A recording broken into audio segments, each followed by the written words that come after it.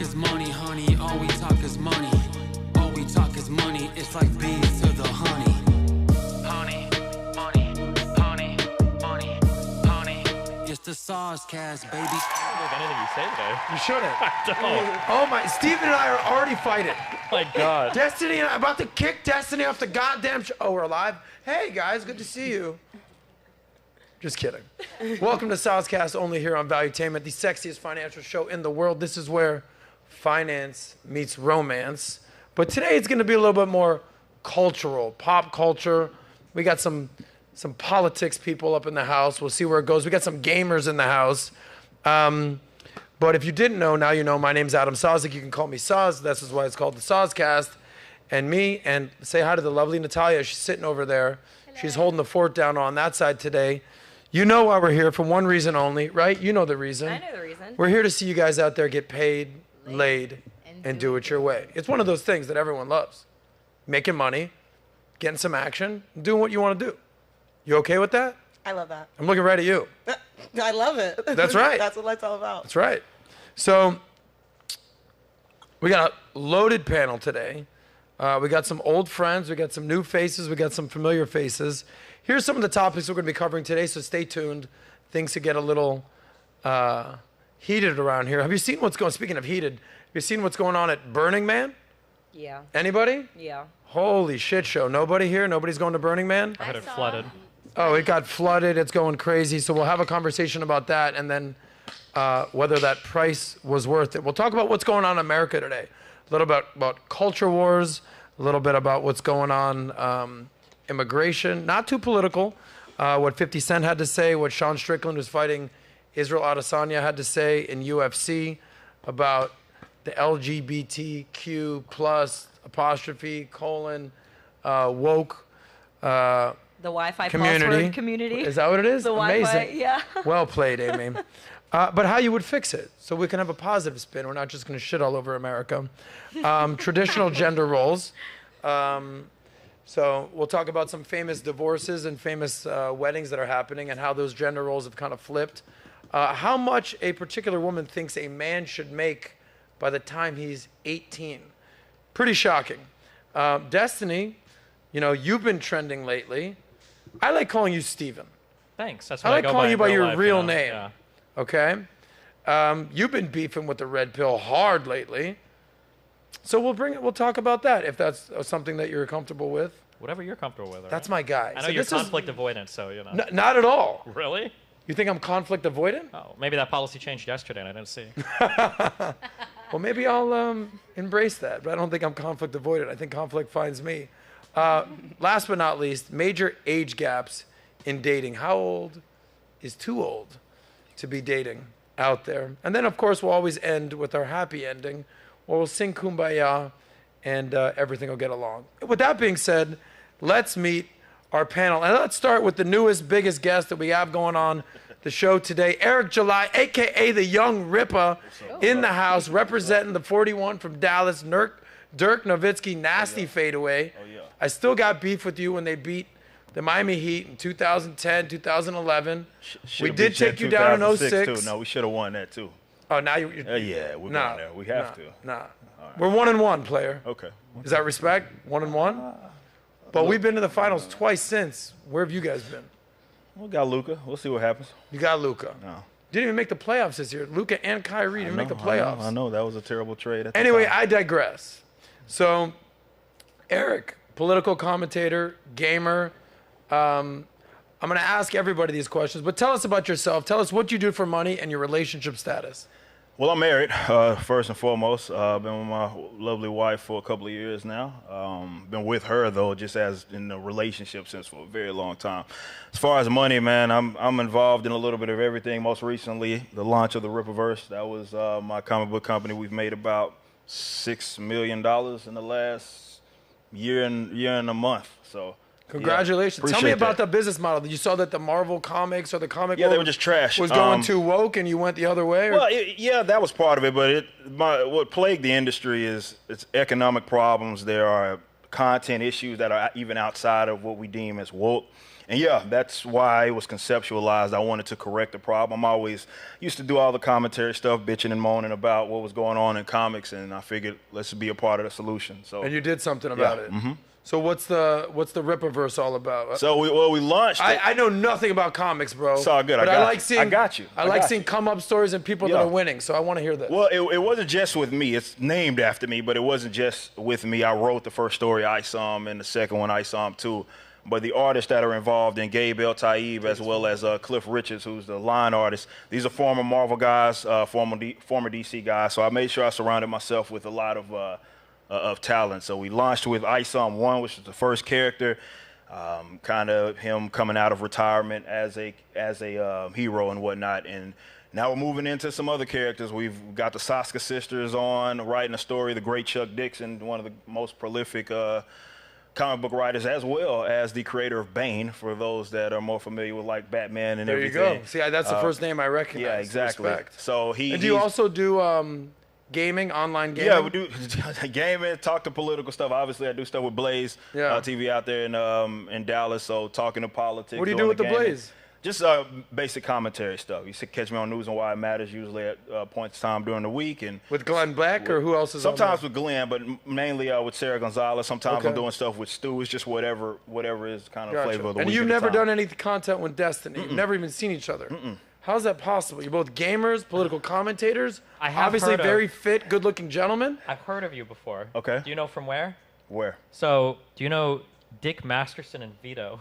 Oh, okay. So that makes sense. I was on their show last, and I don't know anything about your world, but Vito had like a 45-minute tirade about how much he hates you and your university of comics, and that I don't know. About right. I have no idea. Apparently, he's in the YouTube chat right now talking mad shit. So everybody, shout out to Vito. I don't know what your guys' beef is. It's no beef, just a person that doesn't like me. Damn. Okay. It's usually one-sided. That's how it works. Eric, if you don't got haters, you're not doing something. Yeah, exactly. Yeah. Speaking of having haters, Destiny's here. Hi. Holy shit, have you made a name for yourself? I have. My number one hater's right here looking right at me. Oh, yeah. What do you want me to say? No, I just wanted to stare you down for a second. Okay. Well, real talk, off camera, we did all hang out the other night. We did. You gambled, you won some money in poker. 300. So you can pay your rent finally this Thank month. you. Congratulations, Thank God, bro. I'm happy for you. But, AKA the Omni-Liberal, Steven, Destiny, I would say that you're political, intellectual, streamer. You're doing more on what's your new platform these days? Kick.com. Kick.com. There it is. And you're, I would say, a professional debater. Okay, I'll take it. You wake up looking to debate. Yeah, basically. You look in the mirror, you're like, who the fuck are you? And it's like, it's me, bro. It's the mirror. Yeah. It's a reflection. 100%. Yeah. Yeah. You got me. And dude, what's going on? I know you're married, Melina. That's our friend. She's been on the show. I love to hate her. I hate to love her. She's annoying, but also smart. You understand? That's your wife. It's the kind of women I'm into. Yeah. That's right. Yeah. What the hell's going on with her these days? It's a long story. I know, but I saw you do a whole episode about it. International taxes are very complicated. We're in the process of figuring all that out before she can come back to the U.S. So, yeah. All right. Well, we look forward to getting you back here, Melina. Is she watching? I have no idea. What time is it over there now? Probably like 10 or 11 o'clock? Tell your wife what to do, bro. Okay. Totally joking. All right. With that being said, we met our two gentlemen. Now let's meet the ladies on the panel. Amy's back. Amy Dangerfield, Rodney's goddaughter. That's me. One of my favorite comedians of all time. She's a high-ticket sales girl. She's a content creator. Yeah. What else is new in your days? You're single. You're purposely single. I'm actually, so high-ticket sales. I'm actually unemployed right now. Someone sign this girl up. No, so to be honest, from the start of the year, I had a killer year last year. Killer year last year. Okay. And since the start of this year, I don't know, my mind's kind of been somewhere else. You're saying that your mind's telling you no? Yeah. But your body's telling you something else? Well, actually, it's actually Maybe the your body's opposite. telling you, yeah. It's the opposite. My mind is telling me yes because it's so much money and it's such good money, but it's really not what I want to be doing anymore. Okay, well, Amy, save that money. We'll figure out a job for you. You're a talented woman. You guys hiring at Valuetainment? We're going to get you paid and later we'll do it your way. We'll see. Yes, we are hiring, by the way. Let's go. Maria's back. How was the vault for you, by the way? It was great. What did you like about it? What was your favorite moment? Maria was at the Vault, the big event that we just did. 3,000 people, PBD, Brady, Tyson, Will Guidara. You know, a lot of case studies, a lot of business, a lot of learning. What was your favorite moment? Well, like the entire show for me was like a whole different experience because I already went to different type of mastermind and stuff. And this one was like, I felt like it was way private, like more like into the business, like step by step, like what you should do, like with actual stories that happen in your life for business. And like you can apply it into your business too. And normally masterminds are more like storytellings and experiences, but not like this deep. Yeah. So and you're in the social media, model, fitness world. Explain what you do. So I help women to look better, feel better, and I also teach them how to use social media to make money without using OnlyFans. Without using OnlyFans? Shit. Teach me how to make money without using OnlyFans. Love that. Congratulations. And Thank you. Relationship status? 2 years and a half relationship. Congratulations. Sorry, gentlemen. Taken. Well, I'm glad to see you at the Vault. You were there with your boyfriend, I want to say. Yeah, we were Okay, there. if you weren't there with your boyfriend, that would have been awkward. You're like, nah, that's my other guy. My bad. Shout out to you. Dina's in the house, comedian. Hey. With a whole lot of ass. A lot. We've established that, right? Well, hey, you said it. We had to move some stuff around. But welcome like a whole back. You were other here person. like 2 weeks Last ago. week, I think. Was that The last week before, week? 2 weeks something ago? like that? We had a great time. Was McQueen on? Who was on that episode? Kenny Brooks. Oh, that was last week. Kenny's awesome. Oh, the sales. He was. The sales guy. He was awesome. There was so many good gems in that conversation. Yeah, that was an awesome conversation. That was a great conversation. So what's new with you? Nothing. Same old. Out here scamming these old folks. telling these jokes. Scamming these old folks, I'm an telling insurance jokes, getting money broker. where I can. I sell Medicare, so That's right. So that's where I've been. Nice. I'm sure your company's happy to hear that. Absolutely. Nice. And relationship status. Still delusional over this one dude. That's right. Right? Who was the one guy again? Some guy. Oh, that's right. She's just dreaming of some dude. Yeah, They're just yeah, making it some up in her random head. dude. All right. Moving right along. We got a real life TV superstar in the house today. My friend that I've known for, I don't know how long it's been, probably 20 years, 15 years. I've lost count. Samantha, Sam DiBianchi's here, but you have a new last name. La Viola. La Viola. So you got two Italian extra names. Italian. Extra Italian. Watch out, Tony. She was the first female ever on Bravo's show $1 Million Listing in Miami, because I think the main show was in LA. So if you're recognizing If you Sam, missed it, it's because we had one season. that's right. There was one season.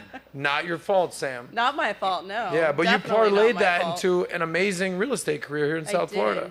I used those 15 minutes, but I also had television prior to that on Fox News, Fox Business, CNBC. I forgot. You were all up and down Fox News and I Fox guess you Business. you don't watch. I Are you was still on, doing it? Last week. Can I be honest with you? I'm all YouTube now. All YouTube. Well, I Cut the posted on cord. YouTube too, so Perfect. no excuse. Sorry, Sam. I'll do better. That's what's Do called better. accountability, ladies. Learn that. Okay, well, congrats. And now you're married. You have 2 kids. You fill us in. Married, 2 kids, still selling real estate, still buying my own investments, still making money.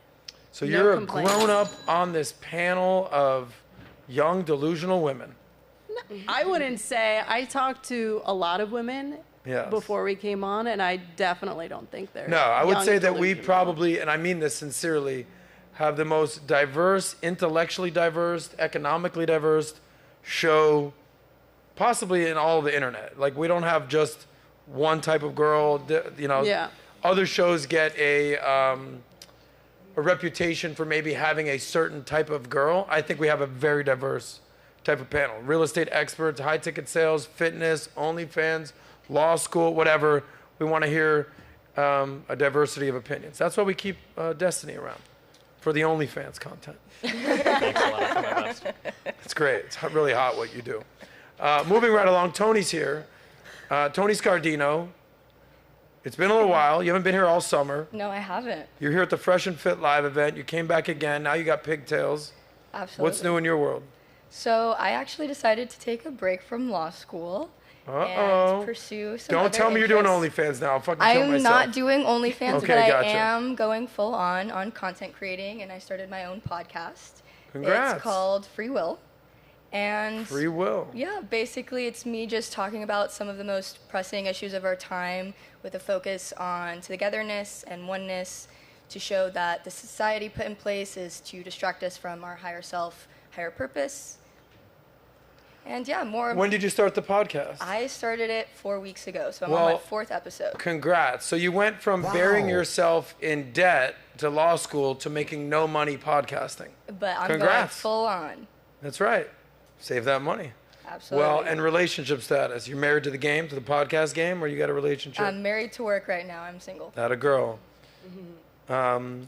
Okay, moving right along. Angela. Hi. That is you. Yes, that's because I can read. Yes. That's right. You're a trainer, fitness. Tell us your story. Well, I am a certified personal trainer, but I'm currently out of the business a little. I would love to have some more clients, online clients, but I'm full on in the marketing. So I'm a marketing specialist, and I have a lot of companies that I work with. They are based in Australia because I moved here from Australia. So, yeah. But I don't hear an Aussie accent like our fake Australian friend over here. Australian. Where's your accent from? Well, sounds European, sounds Russian. It's a mixture. I'm Polish. That's where I was born, but I used to live in Scotland, I used to live in England, then in Australia the longest time, and now I'm here. So you'll hear all different sorts of accents from me. Elon, why don't you bring her up that way? We have a late guest. How we all doing? Nat, say hi. Hi, friends. Hi. Welcome to SOSCAST. Happy SOSCAST Day. Nat, what's going on in your world before we cut the camera? Hi. Well, it's SOSCAST Day. That's the first thing, and we're super excited. I think today's panel is going to be really great. A lot of personalities, a lot of things we're going to be hitting today. So I'm excited to hear everybody's opinion. And we've got a lot of people watching. So, we appreciate all the eyes and all the support. So make sure you guys like, subscribe, do all those fun things. And then give us some good super chats today. We have great guests for some super chats. So give us those, and I'll be reading those shortly. See if that chair goes lower. See if there's another chair. Anyway, moving right along. Angela, what's your relationship status? I'm single. Okay. Well, I'm glad that I identified the accent. Wrapping this up, Diane's here, always with the most swag. Thank you. One time she dressed as Little Red Riding Hood. Last time it was like feather type of vibe. What's this look? Just going blue. Just blue and artistic. So does that motivate you to want to dye your hair black blue or no? Not yet. All It right. would have if you would have finished the song, but. And you have a relationship Yes, in a relationship. with a lady. Yes. That's right. Yes, 4 How's years. that going? 4 years in counting. 4 years. Yeah. Is she proud of you? Yeah, she's proud of me. I Who hope. pays on dates? Both. It depends. You hear that, ladies? This is what these lesbians are doing. Why do you make us men I pay? will pay. I take my man out to eat. Okay. Anika's here. Don't call her Annika or she will cut you. Anika's here. Anika Courtney. Anika Courtney. What's your story? You live in Orlando. Live in Orlando. I am currently in the process of moving to Miami. I do a lot of modeling, music videos for Future, Hot Boy. I just did one with Shaggy, Trina. I also work for Playboy, so I am a content creator as well. And yeah, get into the bag. I'm in a relationship. Nice. My boyfriend lives down here. He's super supportive. Shout out to him.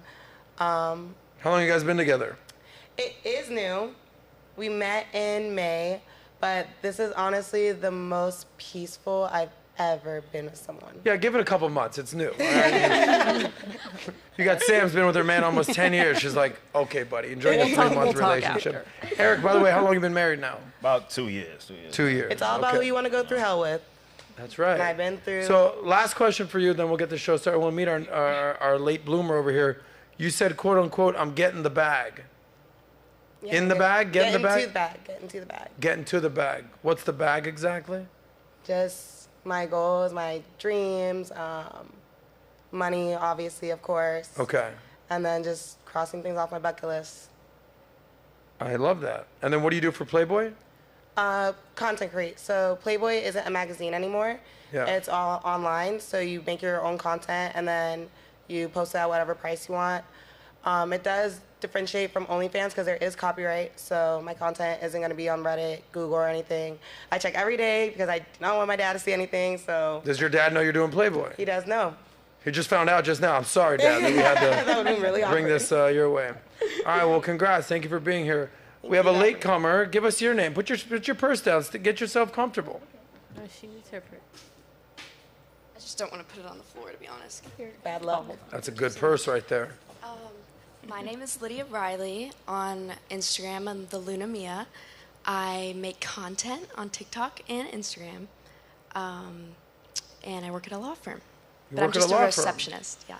Okay, so have you guys ever met each other? No, we haven't. Tony and Nice to Lydia? meet you. You guys are both doing law. You guys are both doing content creation. You're both So pretty I'm brunettes. Get to know each other. I'm still in school to get my bachelor's in engineering, and then I want to go to law school. Are you in law school? Yeah, I got my bachelor's and did a year in law school. Oh, fun. Okay. I was in law school too. Okay, guys, thanks for becoming best friends. That's it. Moving right along. Thanks for introducing Well, us. thank you guys for moving through the intros. Everyone knows each other. Even Steven and I mostly got along in that one. But Mostly. we got time, right, Eric? Oh, yeah. Plenty. Oh, when a black guy says, oh, yeah, I want to watch your back. Anyway, let's get into some of the trending topics that's going on in the world today. Have you heard about what's going on at Burning Man? Okay, does anyone not know what Burning Man is? Me? Okay, so do you know what Coachella is? Yes. Imagine Coachella, but without all the hot chicks, and the chicks are wearing like chains and gas masks in a desert, not in a field. And what's happened is I think I saw a video of someone walking through mud. It's like a smoggy, muddy, dirty Coachella with a lot more drugs, more like hallucinogens, not cocaine, if you know what I'm saying. But anyway, there was a rainstorm, okay? And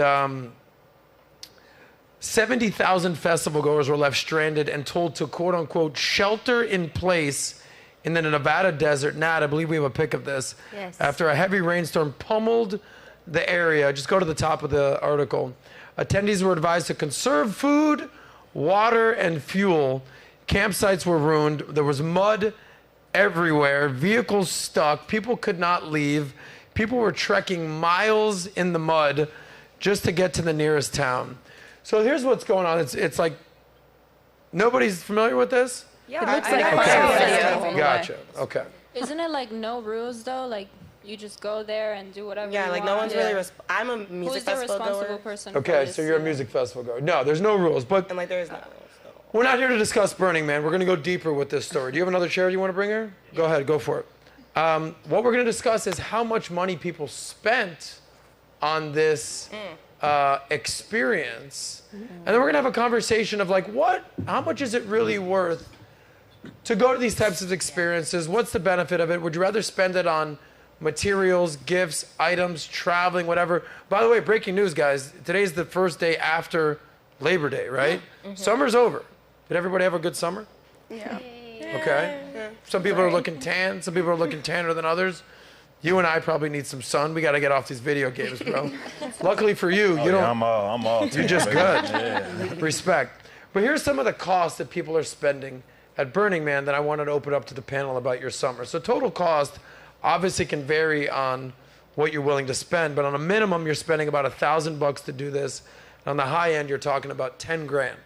Okay? So imagine you do all this and your entire vacation gets ruined. So tickets range between $500 and $3,000. Flights are between, Nat, do we have this on that article? Yeah, right here. Flights are between $500 to $700. It's like 2 hours away from Reno, Nevada. So it's not exactly like you're flying into Miami and just like, yo, we're hanging. Parking's up $150. Camping fees, depending on whether you're glamping or camping. If you're camping, it's $0, but parking is about $5 grand. I'd be doing the $5 grand thing. I'll be glamping. Supplies range from $200 to $1,000. Bike rentals to bike around in the desert, $100. Transportation to get there between $100 and $700.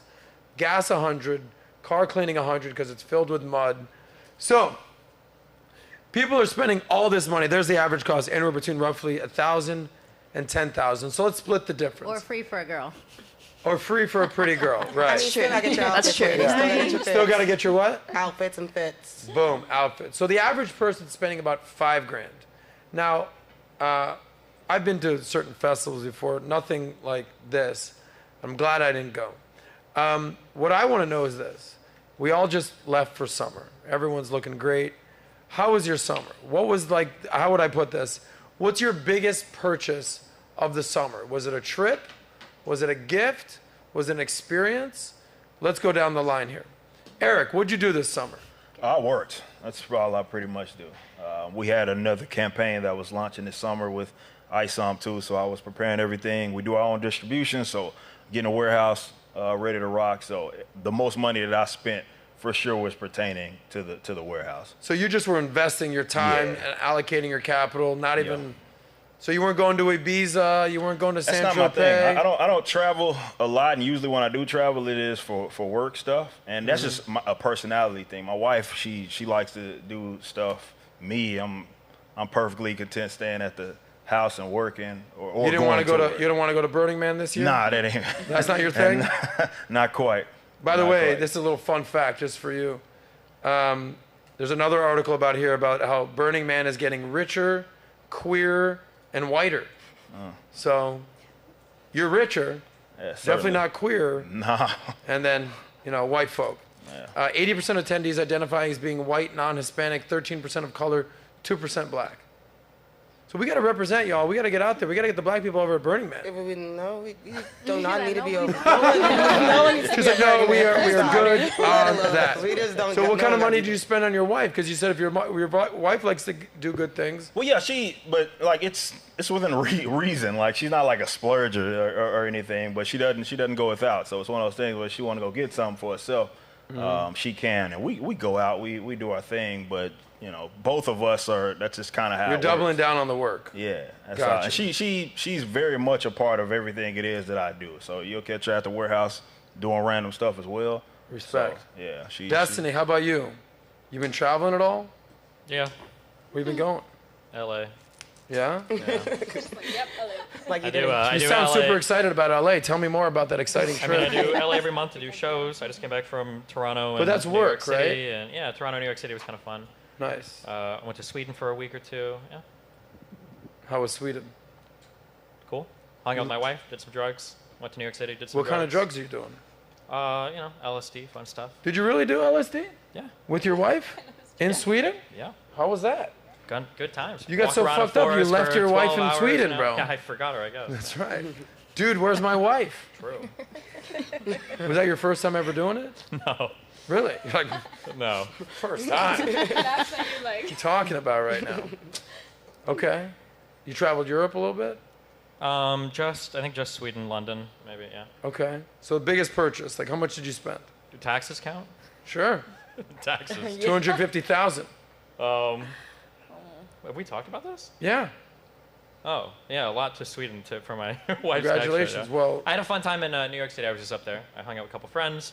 Got a nice penthouse in New York City. All right. Hung out for a night. Well, I want to hear about everybody's summer. And I want to hear what you did, what you spent money on. I want to understand. Because a lot of people who went to Burning Man are like, what the hell did I just spend $5-10 grand on? Ridiculous. Yeah, but they couldn't Amy, have how was your predicted summer? that. I'm honestly pretty boring. My biggest expense was traveling as well. Going out to California. Did a couple shows out there. Went to Vegas too. Do numbers. Does anybody know numbers? I know Santa numbers. Barbara, Okay. dude, Santa Barbara is so expensive that you stay at like a Super 8 or like a shitty like Wyndham hotel and it's like $400 a night. So how much did you drop on your trip? Or did some dude pay for you?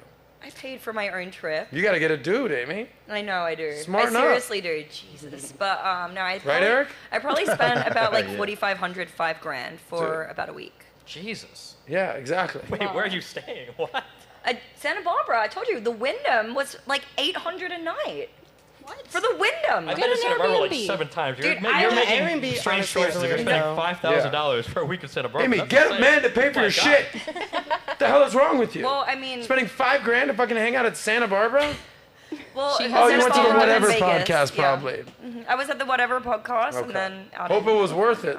That whole shit that was crazy about that festival, it kind of gives me Firefest vibes. Yes. Did you guys ever hear about that? He's actually going around too. And did you guys hear he's Jones coming too. back? And people are already on the waiting list. They're What? buying He's charging like tickets. $8,000 per ticket, which is crazy because it's like fool me once.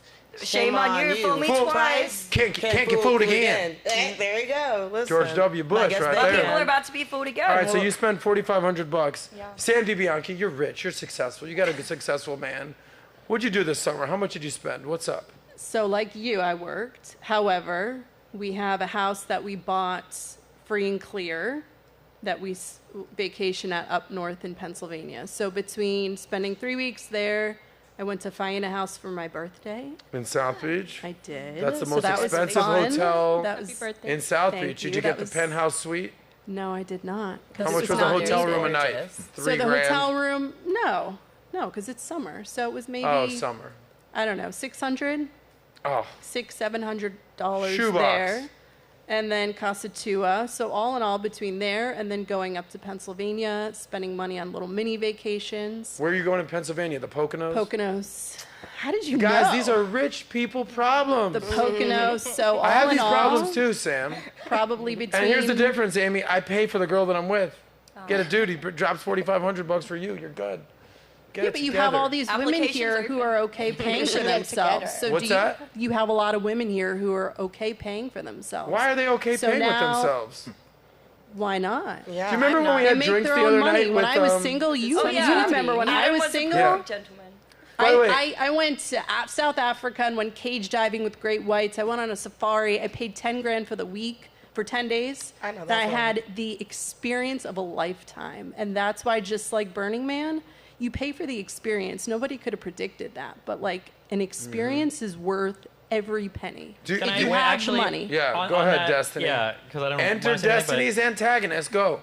No, I'm agreeing with her 1,000,000%. Oh, wow. Paying for, even if the experience ends up getting rained out, there's going to be a lot of fun stories from that. All of us have spent Yeah. money going to a place, and shit is a fucking disaster, and it's horrible at the time, but a year later you laugh at it. The I think that memories. anybody that spends $5,000 or $10,000 at Burning Man is getting whatever experience they want. It's going to last way longer than the $2,000 you spend on a cell phone, the $10,000 you spend on a stupid watch, the whatever other money you blow on some material possession. I think buying experiences is always infinitely better than buying items. And weather is really Retweet. unpredictable. I'm going to Turks this week, actually, and we just found out there's a hurricane, Category 4. So we're going to be trying to survive in Turks. And it's like, it's So an you experience. know that it's coming and you're going When I there? was in California, there was literally a hurricane. There was what? There was a It's hurricane. like a that- Route 14. The flights in total come out to like $10K. We already bought the Airbnb. It's like $13K and no refund. And I got the cruise guy asking me if we still want the yacht. I'm like, bro, there's a hurricane coming. So. Okay. You'll just stay in your expensive room and have some Exactly. fun. That's what me and my man said. So, We're like, listen, bring I want to ask a question. Have liquor. Well, I was thinking of other fun, but Hold on, do ladies that and too. gentlemen. Let me host a show. You said something about a woman should pay, a man should No, pay. I'm just saying that you're saying, well, and I paid for my woman, but Yeah. what about these women who pay for themselves? Like, I was that woman for so long, and then I met my husband who, wanted to pay for things. But I can't tell you how many dates I went on prior, especially being on a TV show. Yeah. And guys literally told me they wanted to be with me because of my money.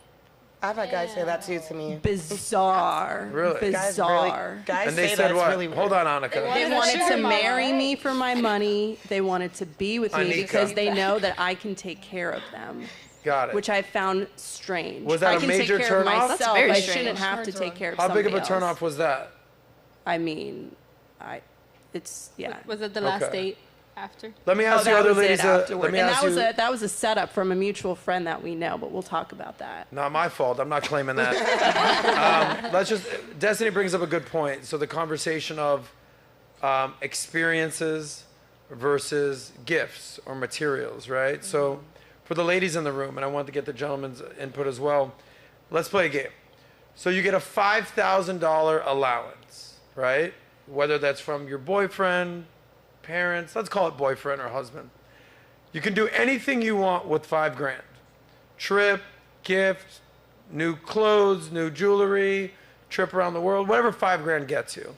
What are you picking? What do you think, Tony? Is this a one-time Man, I'm just thing trying to or pay One my time rent. thing. frequent is this I'm just allowance? trying to pay my rent. I'm putting that to the next month. You just Putting that to the next Life month. of a podcaster, ladies and gentlemen. Absolutely. Why would I spend that on the trip if I mean, Okay, right so now, you would take housing this is free going up. $5,000 and just put it right towards your rent savings. Absolutely. Absolutely. My generation's struggling right now with even buying a house, so we need to save up and figure out what we're doing. Good for you. What about you, Angela? I would find out what I can invest in, and I would just invest the money to multiply it. That's So you're not trying to go on a trip? You're not No. trying to get some... Yeah. Damn, we got a lot of fiscal smart people over here. Diane? Same thing. I would honestly save the money. Pay All right, you know what, guys? We're playing a game here. I feel like 5,000 isn't enough to invest in Nika. This is good. Oh, you said it right. Okay. Sorry. I was going. Where you going? I really need that money. Probably like, I don't know. Probably back to Colombia. I love Colombia. I might go to Europe maybe. Never been to Europe. Okay. I like to travel. I like just... Dream, ladies. Pretend your rent is paid. Like if this is a gift that somebody just gave me 5,000, like my rent's paid, yeah, I'm going on a trip. There And you I'll probably go. take How- somebody with me. How about you, Lydia? Yeah, I'm going to Bali for sure. Bali? Thailand too. Yeah. Thailand. Okay. Thailand. Yeah. All right, Thailand. why I'm don't you gonna- tell your friend over there to dream bigger?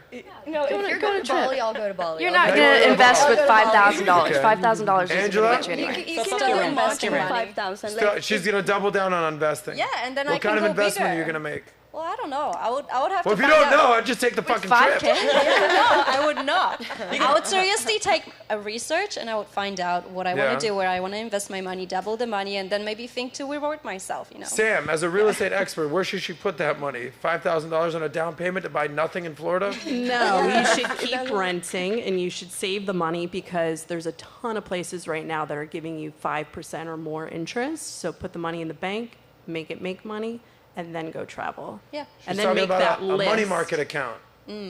Perfect. Yeah, well, I can use there's that CDs, advice. there's everything CDs? right now. Okay. It's kind of Dina, what about you? Where you going? I'm giving you $5,000. I don't want to go anywhere. I think I'm more like a road trip girl. Like Okay. I've been to like exotic places and stuff like that. I had to live in the Philippines for like 6 months for work. So I've kind of seen that side of the world. So to me, that's not as important. I think it's more important whoever you have the experience with. Like that's my thing. Look at her getting all it's not sentimental. the experience, it's who you have it with. Maria, That how makes about a you? difference. I'll go back to Mykonos. Really? Why'd you For like five- Mykonos? $5,000? You can get away with Mykonos for $5,000. Jeez, what did I do wrong in California? You have to go like on a trip through Europe. Like $5,000 is a lot of money. Right. That's Especially in California, and it's not even LA. You do it the right way. What the hell were you thinking, Amy? Everybody boo Amy real quick. Tomatoes, Everybody boo Amy I real posted quick. like a week before I went, so I probably guess why. that's on me, but... You didn't double check with no one. Unbelievable. I didn't say anywhere bougie, nothing. I'm sorry to cut you off. Sorry. no, I'm it's just okay. like, you could really go to Mykonos with $5,000, you think? Yeah, we you went. can. We went last year with my family on a cruise trip to Europe, and it was a 10 days cruise. We were 35 members of my family, and we Wow. paid like $6,000 per person. Okay. Cruises are good for It's that. called budgeting and planning ahead, Amy. I'm like, I'll go back to California. That's what I'll do with my Anyway. $5,000. Anyone else add one a little part to this before we move on to part of the show? Go ahead, Tony. I want to add on to Burning Man. I went to college, UNR, so I actually got to go to Burning Man one year. Nevada Reno, is that what that is? Yeah, Nevada Yeah, Reno. how was and it? I actually even worked at In-N-Out 2 hours away from Burning Man, so I would like to say people go for 2 different experiences, and the one experience is, yeah, it's like a festival, you rave, you do drugs, this and that, but also the other half is, it is a really spiritual festival, and a lot of people go for, you know, self-healing, love, and I have a lot of friends that did go this time, and they said they had an amazing time. They Even said- with all the mud and the Absolutely. chaos? Absolutely. They said Look, so they Destiny had- was right. Yeah. Yeah, no shit. Yeah. But I will say, That should be like and- part of your vocabulary. I feel like Like, nothing sweet. would Oh my fuck God. up your Remind me. acid trip Wait, more I have a than like... question. Would your friends do it again though, under the same I circumstances? think those people that like those experiences, absolutely. They go every year. They go every year. I did festivals since I was like 18, and it would rain at EDC, it would rain in Lost Lands, Yeah. it would rain at the festivals in New York.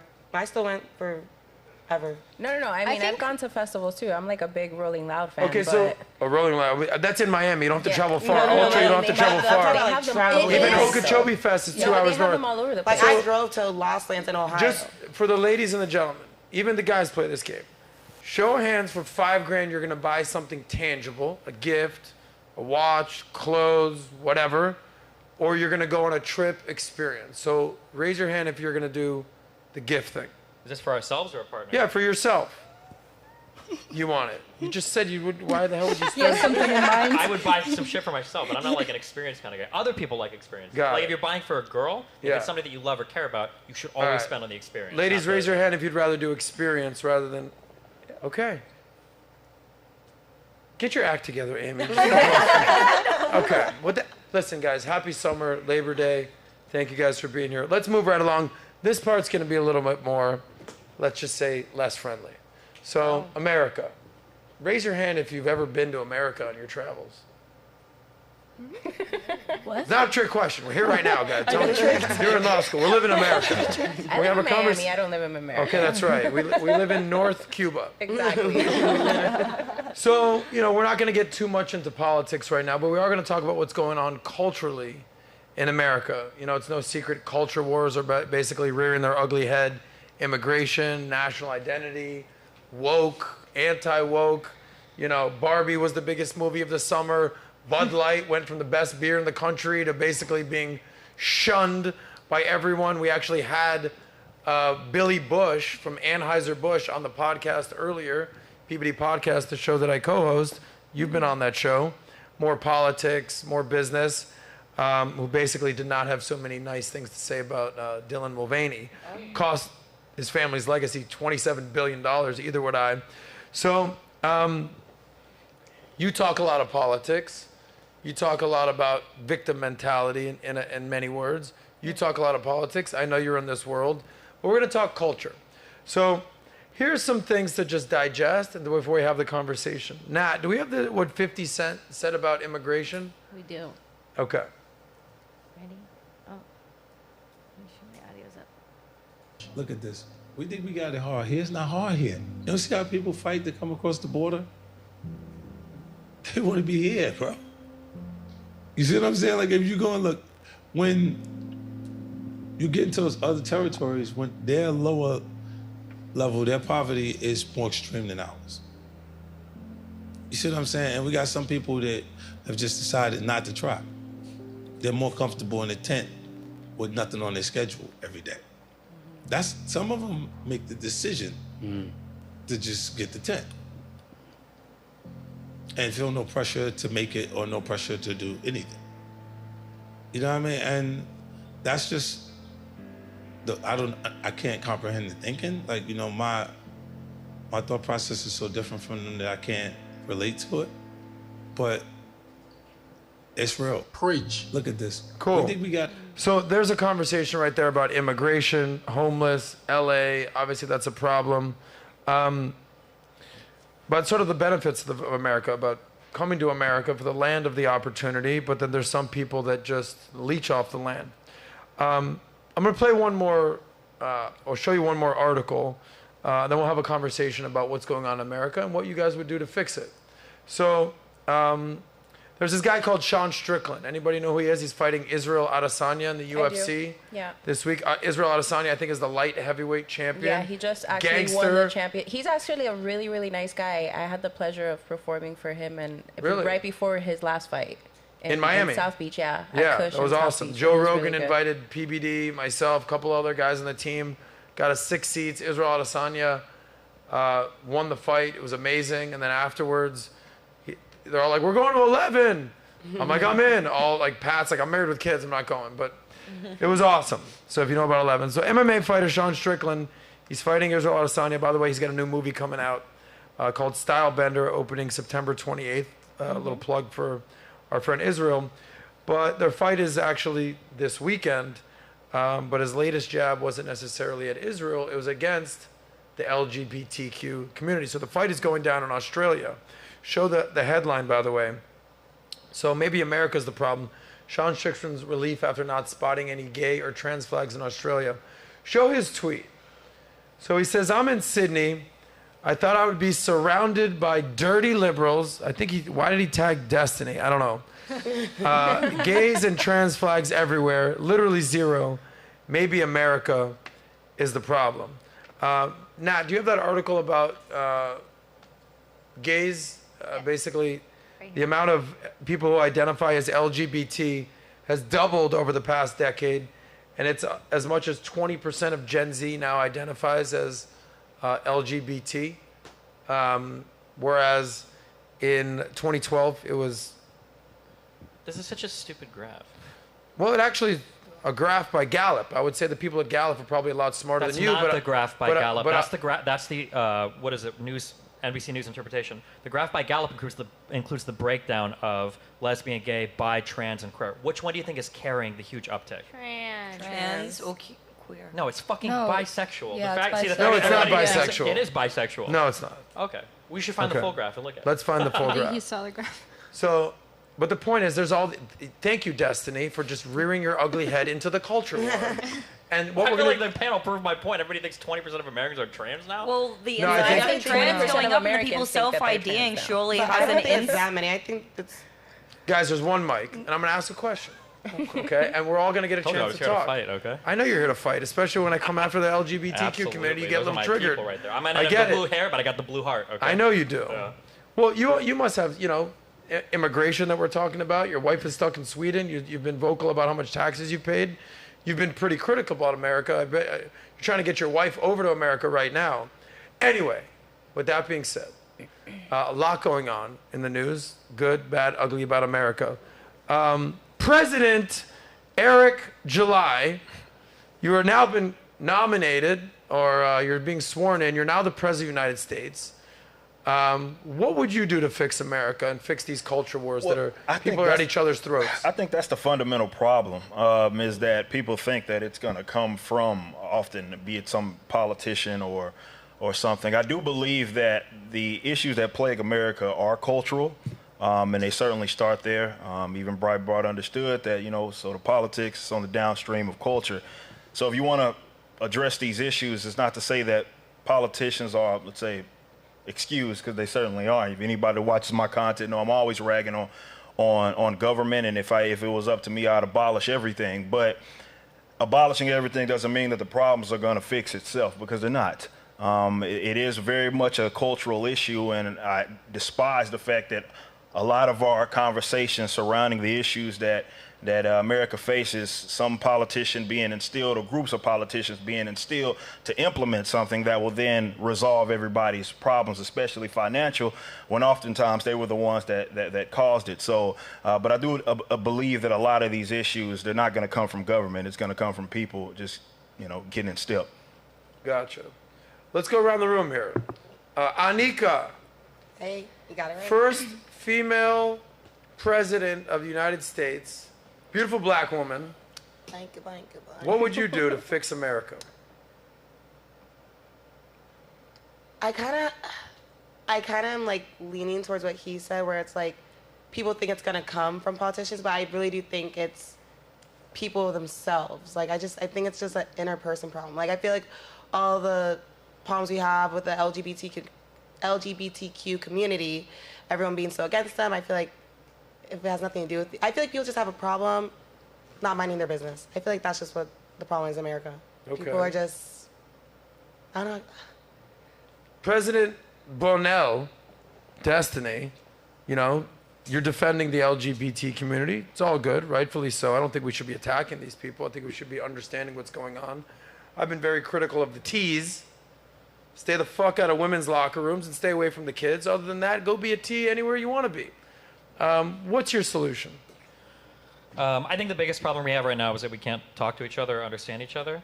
I don't know what the policy would look like, but we have to have people that are willing to work across the aisle with other people and not be fucking unhinged when it comes to communicating with people that they disagree with politically. There's too many people, like that guy that tweeted earlier about how happy he was to see no flags. Yeah. Like, people will see somebody on the left and they get so triggered they turn into like a crazy right-leaning retard like that dude did. So I think that people being able to disagree with other people politically without driving into the most extreme opposite corner would be a really good Well, let me ask start. you, because I respect your opinion, but you just called him a right-leaning retard. Isn't that kind of part of the problem? Well, no, because his tweet was retarded. He looks like a bitch, right? So maybe say the tweet was this, not him. He's an example of the problem, right? So I personally, on Twitter, I think that trans people are fucking annoying. That's my personal opinion. But I wouldn't go to another place and be like, thank God there are no fucking trans people here, right? Because I've let those retards turn me into a retard. Do you see the problem? I mean, you've just been canceled 12 times. It's and I'm still not retarded. The problem so is, if I can do it, I'm sure this guy can, right? Well, the problem is, if you learn anything from The Hangover, it's called retard. Exactly. Oh, okay. There you go. So the answer to unpack that is, can't we all just get along and communicate a little bit better? Sure. You retard. Well, when other people, when other people trigger you, it doesn't mean you have to take up the exact opposite position of those people. But it seems to be like par for the course for everybody right now politically. Yeah, his tweet was kind of like unnecessary. It was kind of like angry for no reason. Well, thank you, Anika. You should have said that when I called on you. Listen, But now it's too late, baby. Thoughts for a second. Put that hat down. I think Amy, you're from Australia. There's way You more. saw what Sean Strickland said. He entered your country, an island of thieves and criminals, if you ask me. That's what it was founded on. It was. Eric, am I wrong? Yes, sir. No, you're not. That's right. You're not wrong. English convicts. What would you do? But now you're a proud American. Nearly in October, I get my green card. Okay. What would you do to fix America? So I think the biggest problem really lies on the fringes, right? So it is the extreme right wing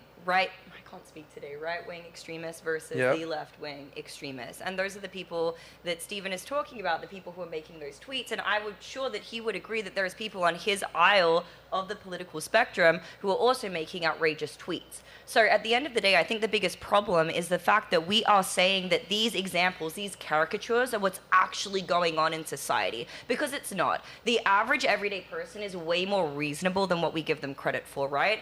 And I think a huge part of it comes back to exactly what he said, opening up these conversations. Stephen is one of my favorite people to debate with because we can actually intellectually explore these ideas without hating each other.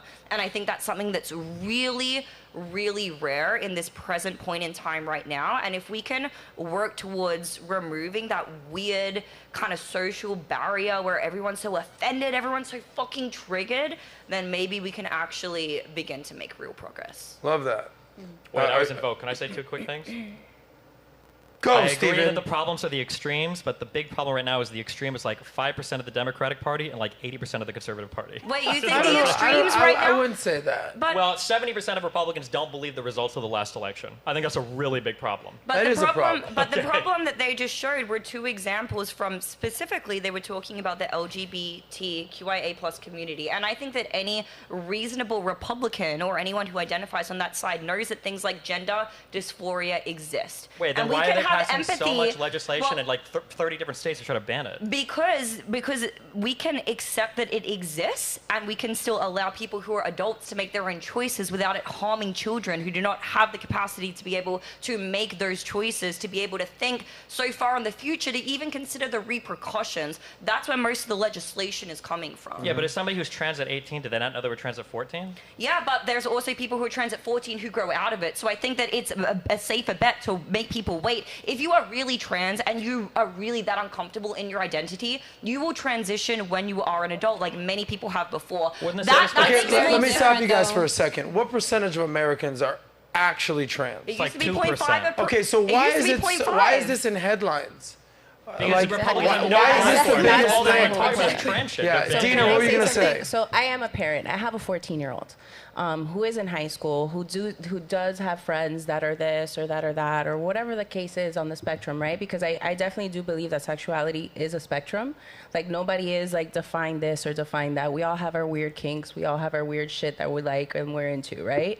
Now, my whole thing is, as a parent, what my issue is, and I'm by the way, is that I want to be able to make the decisions on how I'm going to raise my child. I don't want a teacher that doesn't know my kid and has only known my kid for a semester of school to make that decision for me. Mm-hmm.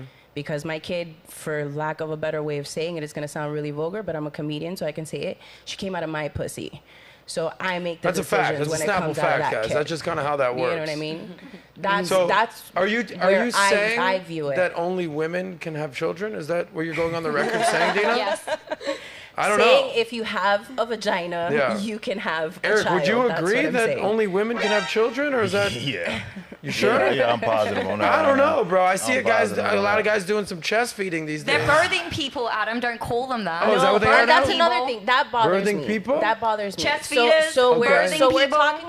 talking about how there's this right wing and there's this left wing influence or whatever the case may be. But on a day-to-day basis, don't try to influence what I identify as. Like Got if it. I sit here and I tell you I am a woman, it is offensive to me for you to sit there and be like, oh, you're a birth giver, you're a chest feeder. No, I am a woman. Yeah, right, Dina. You're I'm a a girl. birthing person. I know your type. You know what I mean? Like, Bullshit. that's Anyway, there's what another the problem birthing to type me over is. there. You're a cisgender woman, I believe. Cis woman. Sam, am I saying that right? Whatever word I'm supposed to say. You gave birth to 2 humans. Correct. I don't know. I don't care You about the look very sex. confused Because as you're sex saying doesn't all matter. this. You're a birthing person. You had 2 children. How do you identify, and how do you identify your children?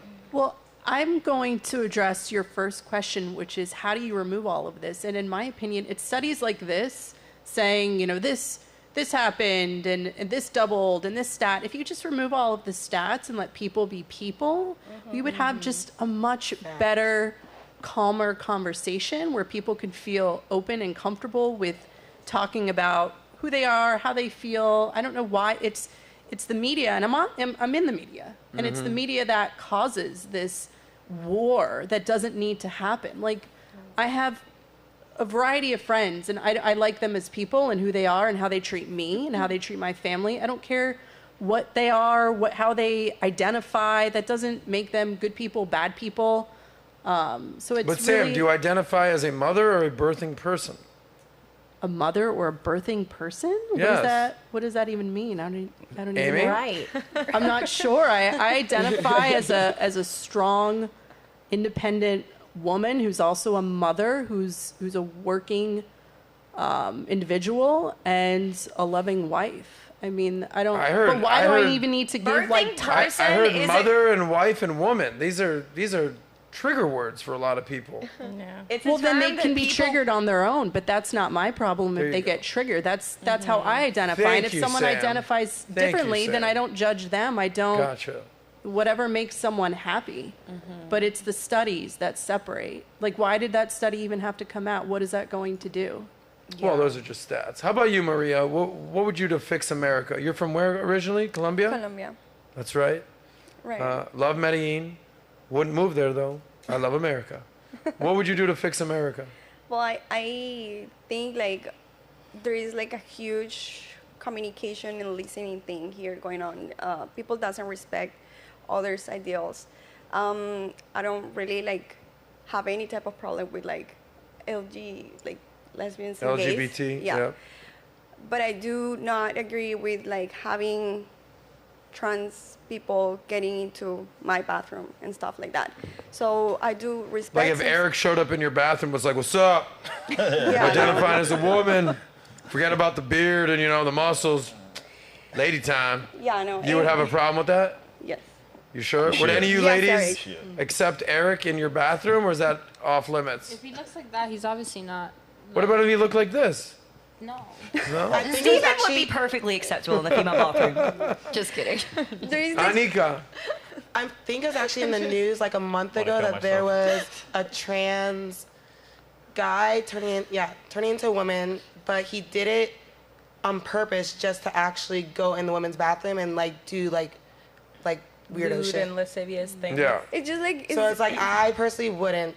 I wouldn't want it just because of people. I mean, there's that There's one always gonna prisoner be that so was in a many women's weird prison and people. got Yeah. everybody Opens the door. pregnant. So Okay. Yeah, Diane? that was crazy. I mean, Me. Okay. So, being part of the LGBTQ community, and at first, I never identified as bisexual until 18 when I was first attracted to a girl and was like, okay, wait, what is this? And now I'm with a girl for 4 years. So, I think it's a big part of opening up your mind to realizing that it's a spectrum, it's not a one-way road. Everybody has different likes and different time periods of their life, and where she said that maybe it's better for trans people to become trans when they're 14. For some kids, it's also harder to do that because once you're older, it becomes a lot harder for you to develop and change your physique, your voice, and all of these things that they really, that these trans people really want to become women, to become fully men. It's harder to do it once you're older, and for those hormones to actually change once you're older than to do it when you're younger. And when you're younger is honestly the best way to do it, to actually become fully transitioned by the time that you're an adult and you are what age living is in too young to make this decision? For me, like, can an honestly, 8-year-old do it? It depends. Can a because 10-year-old do it? You have to like really. 12-year-old? I feel like they have to go through with a psychologist, and actually, the psychologist have a couple of sessions with that child and see if that child is really. Because you can tell a kid. There's very intelligent kids that can tell you, hey, I'm like, you can see they're not attracted to any of the things men would be attracted to, or they're just not feeling themselves at all. They want to kill themselves. I have a friend who's in the EMT department. She's a driver. She says the biggest cases that she gets for suicide are always trans people. All of the time that she gets called for a suicide case is mostly people dying because they don't accept their gender, or society doesn't accept their gender identity. There's also a large majority of trans people where there's a lot of overlap with mental health conditions that are actually independent of that, so that is a factor that could play in. One thing I want to address about what you said is, you know, it's more difficult to pass, right? Should we really be prioritizing aesthetics over people's mental health and over the people who are actually going to grow out of that gender dysphoric state? Because there are studies and there's some disparity between what the actual number is, but it's anywhere between 60 to 90% of people who identify this will outgrow it. Okay, hold on. Time. These numbers get cited all the time. That is absolutely not true. When you talk about desistance, you're talking about people that identify feelings of dysphoria at some point in their life and then go on to not have those feelings. That's not people who have begun treatment who then change their mind. The numbers for the people that begin treatment even prior to being 18 years old and then desist out of that treatment is like less than 1%. Then why Why is what? There are a lot of people on Twitter complaining about it, or? There's more detransitioners now than ever before. And there's more everybody now. That's called the growing population. Let me just say one thing, and I'm asking how we can fix America, and everyone here wants to talk about trans stuff. Well, hold on. What's going on here? Go ahead. I think that's the fundamental problem. Yeah. I'm not into the kumbaya shit, because for me, the division itself doesn't bother me. I think where a lot of us agree is that when some way, whether it be through the school system, whether it be through the government, and someone is using some sort of coercion or actual force to implement, let's say, an idea and force you to have to adopt it, that's when it becomes a fundamental problem. The problem with me, the problem that I have is that folks believe that they have, let's say, the right to impede upon others' individual rights. So for me, let us be divided. If we don't agree, like the shit about Sean Strickland, that don't bother me at all. I think the fact that we're making a big deal is the fundamental problem. The dude went to a fucking other country and he was like, well, I don't like seeing, I don't see trans for that. What's the fuck the problem? It's not like you went over there and started punching on folks or something of that nature. I get it. But this whole begging to be accepted, which happens to people on either side of the political aisle, is a farce, and I think people need to just stop adopting that. I think what we need to at least at minimum agree upon is that we won't use aggression upon another individual. And if we disagree on any given issue, so be it. But that's America, and that's the beauty of it. Isn't that the beauty, that we can argue, we can have discourse, we can have these types of arguments, and the cops aren't going to bust in the door right now, or the KGB is going to come in, or the Gestapo is going to come in and be like, show us your papers, we don't like what you're talking about, Sure, what's but going on here? You've got it completely backwards, because that's what conservatives are doing. Conservatives are going into a relationship between a psychologist, a parent, and a child and saying, you're not allowed to do this. Because they're under 18. Okay, so now it's okay? That doesn't make any sense. But So do you think that why under are 18 you now asking something an else? why are you asking someone who's under 18 what they're sexually attracted to? It's not big. They can't even drink That's legally. a better That's question. not Conversation. We're not that's a talking very about good sexual question. orientation. We're talking about their gender identity or expression, right? It's a trans issue, not whether they're bi or not. Also, They're a you should child. probably know what your kid under 18 is attracted to. A child? 18. That's also you have a child? No, I don't. Okay, I have a child. If my kid was 16 and he was gay and he was having a bunch of guys over every night, I think I would want to know that. Don't you think that would be important? That's I think important, that yeah, that's- but they so shouldn't the be making sexual orientation is life-changing probably decisions important. under 18. Do what? they should not be making life-changing decisions I don't. under 18. Hold on. No, I'm sorry. No offense, but like I have no care in the world what your idea is about my child, and I would want that decision to be between me, my child, and a doctor. Exactly. Agreed. But the problem So is that's that great. these doctors now.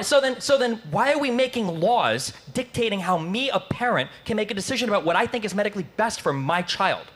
My child has ADHD. What if conservatives wanted to pass a law saying no medication for children? What if my child was a type 1 diabetic and they said no insulin for children? What if my child had other behavioral issues and they said, like, why are conservatives, why are we talking about, like, oh, we should be able to get along and not have a problem, but when it comes to minors, we should be able to have the government come in and say what kind of health care you're allowed to provide? That's insane to me. I think it's more of an issue of rights. I think that's what it more so is about. While I agree that parent has some sort of agency as far as what they should be able to allow their kid to do. But then this trans issue, we can't speak on it like it is just something random. We're talking about castration in some given sense, and of course doing that at a young sterilization as well, and doing that as a minor, something that's irreversible, is miles different from anything else. So I completely agree that whoever it is should be able to make those decisions. But we're talking about protection of an individual's rights, and kids can't consent to something like that. That is irreversible damage. And yes, while I empathize with, well, this person's face is going to change when they're 18, at minimum, that's when they are at least conscious enough to make that decision. Because when they're minors, they don't. Like, really you guys have kids. I mean, you guys understand 10, 11, 12-year-olds. They think all kinds of wild shit. I thought all kinds of wild shit when I was young. But to do something like that where it's like, yeah, there's no turning back from that.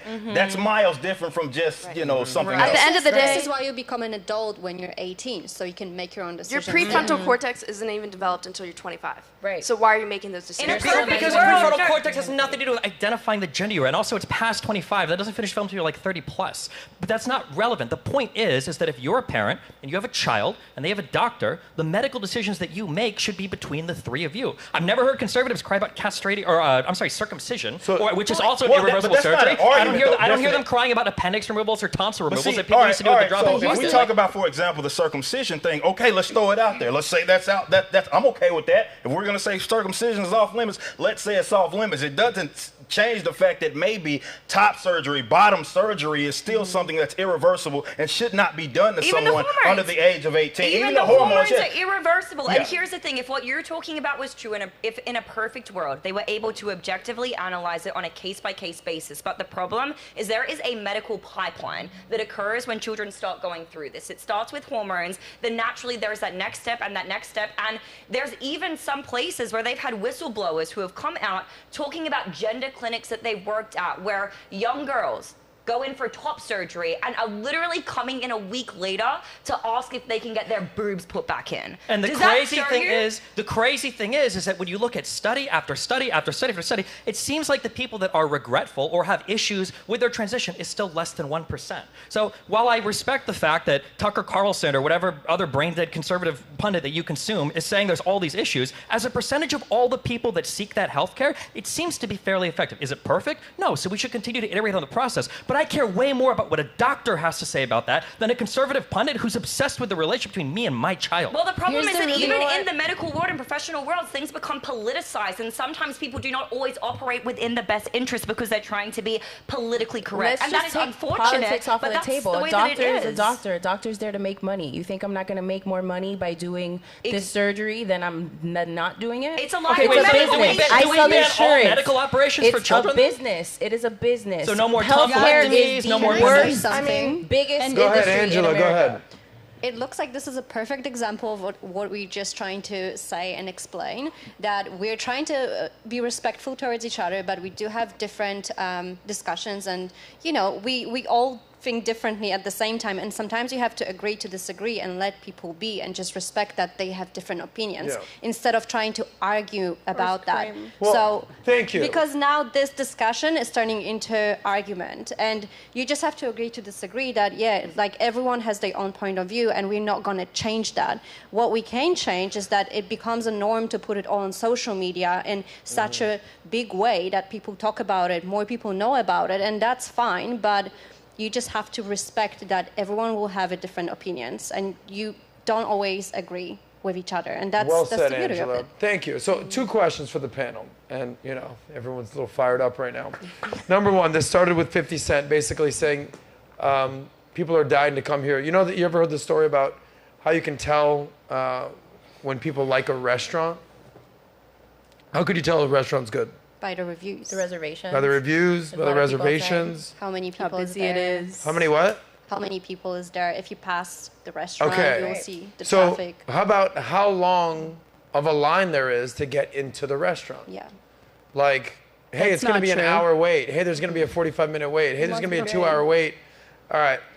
America is the most sought-after restaurant in the world. No, America takes in so many immigrants. Everyone's dying to come here. There's a reason it's called the American dream. Nobody's dying to get to China. People are dying. Actually, billionaires are leaving China. Millionaires are leaving China. So my question to the panel is very easy. Would anybody here give up their citizenship for America to move someplace else? Anybody willing to give up their No. American citizenship? What's my Anybody? financial status? Wherever you want to go. Make up a story. No, that makes a difference. For real. I'm saying, okay, how about your financial status is where you are now? Okay. And I Is can anybody here willing to move out of America for good? No. You are. I'm not. Tell me why. I love America, but I will say, can I answer the question of how I would fix things? Okay. Answer the question that's Because on it now leads on to- and then parlay it with how you would fix things. She said that there's a war being fought that doesn't need to be fought. But it does need to be fought because we have people controlling our country that are in control of the pharmaceutical industry, in control of the food industry, education, Hollywood, media. And right now, America, even though it is sought after because the American dream was the American dream, our Constitution was one of the most beautiful documents ever built, but it was because they were worried about things like this happening, over control. And right now, I mean, the food, what we're eating right now is seriously Plastic. making us unhealthy. And when we talk about all these issues and these, mental illness and pharmaceutical and this and that, it is ruining Americans. And when we start with now kids being taught, things in school, we don't know what the next generation is going to look like. We don't know what the next generation is going to look like with hormones, with Adderall, with, looking at social media and looking at sex working all the time. We're leading into a really dangerous, I think, society. And I think there are people wanting to leave America at this point because at least some of these countries, they're producing at least fresh food. Okay, I respect that answer. Before we move to the next topic, I do want to kind of put a ribbon on this. And We talked about what we do to fix America. Let's identify what you think the biggest problems are. It's funny. I read a couple stories: immigration, homeless, 50 Cent, Saul Strickland, and everyone jumped on the LGBT stuff. It's interesting. It's a lightning rod issue. You okay? I know you're all emotional about this, Amy. We're going to work through this, okay? I know that you were considering transitioning. I got you, babe. My name was going to be Adam. Okay, Adam and Amy. So if there's one issue that you think is the biggest issue in the country, like what is the biggest issue, what do you think it is? Greed. The media. Let's just go one by one. Go ahead. Just say one word, one sentence. Biggest issue in the country. The food we're consuming. Food we're consuming. Just Okay. because it Diane? goes. The media. Got it. Economy. Okay. Greed. Greed. What do you mean by greed? Everything's being ran by greed, power and What- greed. Gordon Gekko once said, greed is good. Man, not when you're taking people's rights away. Okay. I don't know how I feel about that one. I actually agree that everyone should be out for their self-interest, but that's Ayn Rand right there. Go I ahead. mean, that's biggest Western thing in the society, though. biggest issue in the country right now. I would say food and the pharmaceutical companies. Big pharma. Yeah, because they're all working together collectively, and everybody knows that. Got it. Sam. Housing costs. Got it. Mr. July. Man. President July. The money. When I say the money, I'm talking like that ties into the taxes, that ties into the inflation, the Federal Reserve, the Treasury. Yeah. Got it. The money. Dina. I think just overall overconsumption of everything. Overconsumption. Yeah. Like we're eating too much, we're We- drinking too we much, we're getting too consume- fat, we're getting too sloppy, we're spending too consume much. Too much shit on social media that clouds our brains. We consume too much shit physically, like with our mouths. We are in this gluttonous state where everything is like, let's party, let's hang out, it's the good life, whatever. And nobody really wants to get their hands dirty anymore. So it's just overconsumption in general. Got it. Social media. Social media. Why, you think that's driving a wedge in between people, not bridging? I think people is living, instead of living their lives, they're living like others' life and focusing in others' problems, and they don't even like listen anymore. They just fight. They don't agree. They just scream and they just stop living their life, their personal life. You know, they want to live that fake life that everybody posts on social media. You don't put anything sad about yourself on social media. You just want to put your success. Maybe here and there something bad that happened to you to motivate someone else, but nothing like your actual real problems. You only post your wins, not your losses. Got it. How about you, Destiny? I know you have a lot of strong feelings. A lack What's of the biggest understanding problem? of our institutions. How so? So people that think that like all the pharmaceuticals are bought and paid for, or the FDA is intentionally giving us unhealthy food, or whatever other wacky ideas people have about how any of these institutions work. So why are we so unhealthy as a country compared to other Because countries? people like sugar. Why are we Because the people most don't. obese Oh, I'm country? sorry. I thought you That's asked me a the question. biggest My issue. bad. Oh, you're Because right. people like highly processed food. It tastes yummy. Do you think if we were to offer to put a tax on sugar, Americans would be okay with it? No. And also because our lifestyles are incredibly sedentary. A lot of our cities are built around only having transportation with cars. Like, we say on one end that obviously the system is rigged because the FDA is feeding us horrible food, but guess what else is a multi-billion-billion-dollar industry? The health industry. How many people are paying for gym memberships and healthy foods and all this, and salads and all this other shit? Like, obviously Americans want to be healthy, but they also want to eat super processed food that's high in sugar and not move around as much as well. How about you, Amy? My Aussie friend. I don't know, down to one thing, it's really difficult. I'd say probably just like the general programming that Americans receive day to day. Yeah. Okay, let me give you an answer. Nat, go ahead before I go. What do you think the biggest problem is? I think lack of accountability. I think overall, I think there's a lot of victimhood mentality. I think everybody's kind of in the knowledge of things going on, and I think the lack of maybe taking initiative in certain areas to make that change, at least for themselves and their family. I think people who are getting triggered on certain things is because they're in that place where they can get triggered. So I think that's a big problem. What's up? How you feeling? You ready to do some super chats? Drink a Yes. Celsius? Ready to rock? I got my vault. You know, it's interesting. Nobody said national pride. Okay? That's interesting. Because for me, that's, I think, at the top of the list. Like, you see these stats out there that Gen Z, the larger percent of Gen Z are not proud to be Americans. And like, if you go back to the World War II days, or the baby boomers, or even Gen Xers, there was a deep sense of national pride. You went to school every day, you did the pledge. I pledge allegiance to the flag, under one, doing the damn thing. And now there's just this, America was founded on this rugged individualism, go west, find yourself, but then it's like, it turned into almost greed, like you said, and just everyone's about themselves. So I've thought about this because I voted left, I voted right, but at the end of the day, I don't consider myself team red, team blue. I'm like red, white, and blue, and it really, it makes me upset. It hurts me to see that Americans are at each other's throat. Who said social media? You did. We've been at each other's throats before. We had a civil war over this, right? It's civil rights, Jim Crow, everything, that Reconstruction, everything with that. But now we never had phones in our hand to basically react and respond immediately and just throw that out there. And I think that's a major problem right now. So what I think is we need to somehow reinvigorate our national pride. So the only thing that I can think of is, so student loan debt problem is a major problem in this country. And I'm not saying that you shouldn't go to college, but I think it's too late to teach the 70-year-olds how to act, the 50-year-olds, the 40-year-olds, hell, even the 30-year-olds. But we can start with the kids in school and the kids in college. So what I think we should do is make, I don't want to use a mandate, I don't want to say mandatory, but I think most kids should not go to college, and they should do 1 year of national and community service.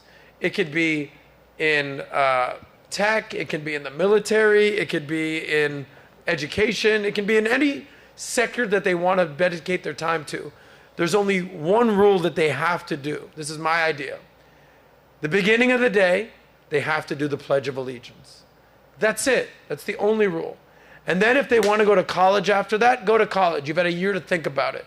Then if they want to get a job after that, or an apprenticeship, or go to tech school, a technical school, they can do that. But there's this pervasive fuck America sentiment going on in the country, And that doesn't help anybody. And then when you're saying fuck America, then you begin to say fuck your neighbor, who gives a shit? You look at your neighbor as your enemy. I would venture to guess we all have very different political ideologies, everyone on this stage here. But nobody here hates each other. But once you hear, oh, Eric, you're a Trump guy? Hate you, bro. Oh, Destiny, you have a picture of Joe Biden above your bed? What? Weird. Hate you. And that's not how you define people, okay? That's one tiny aspect of people.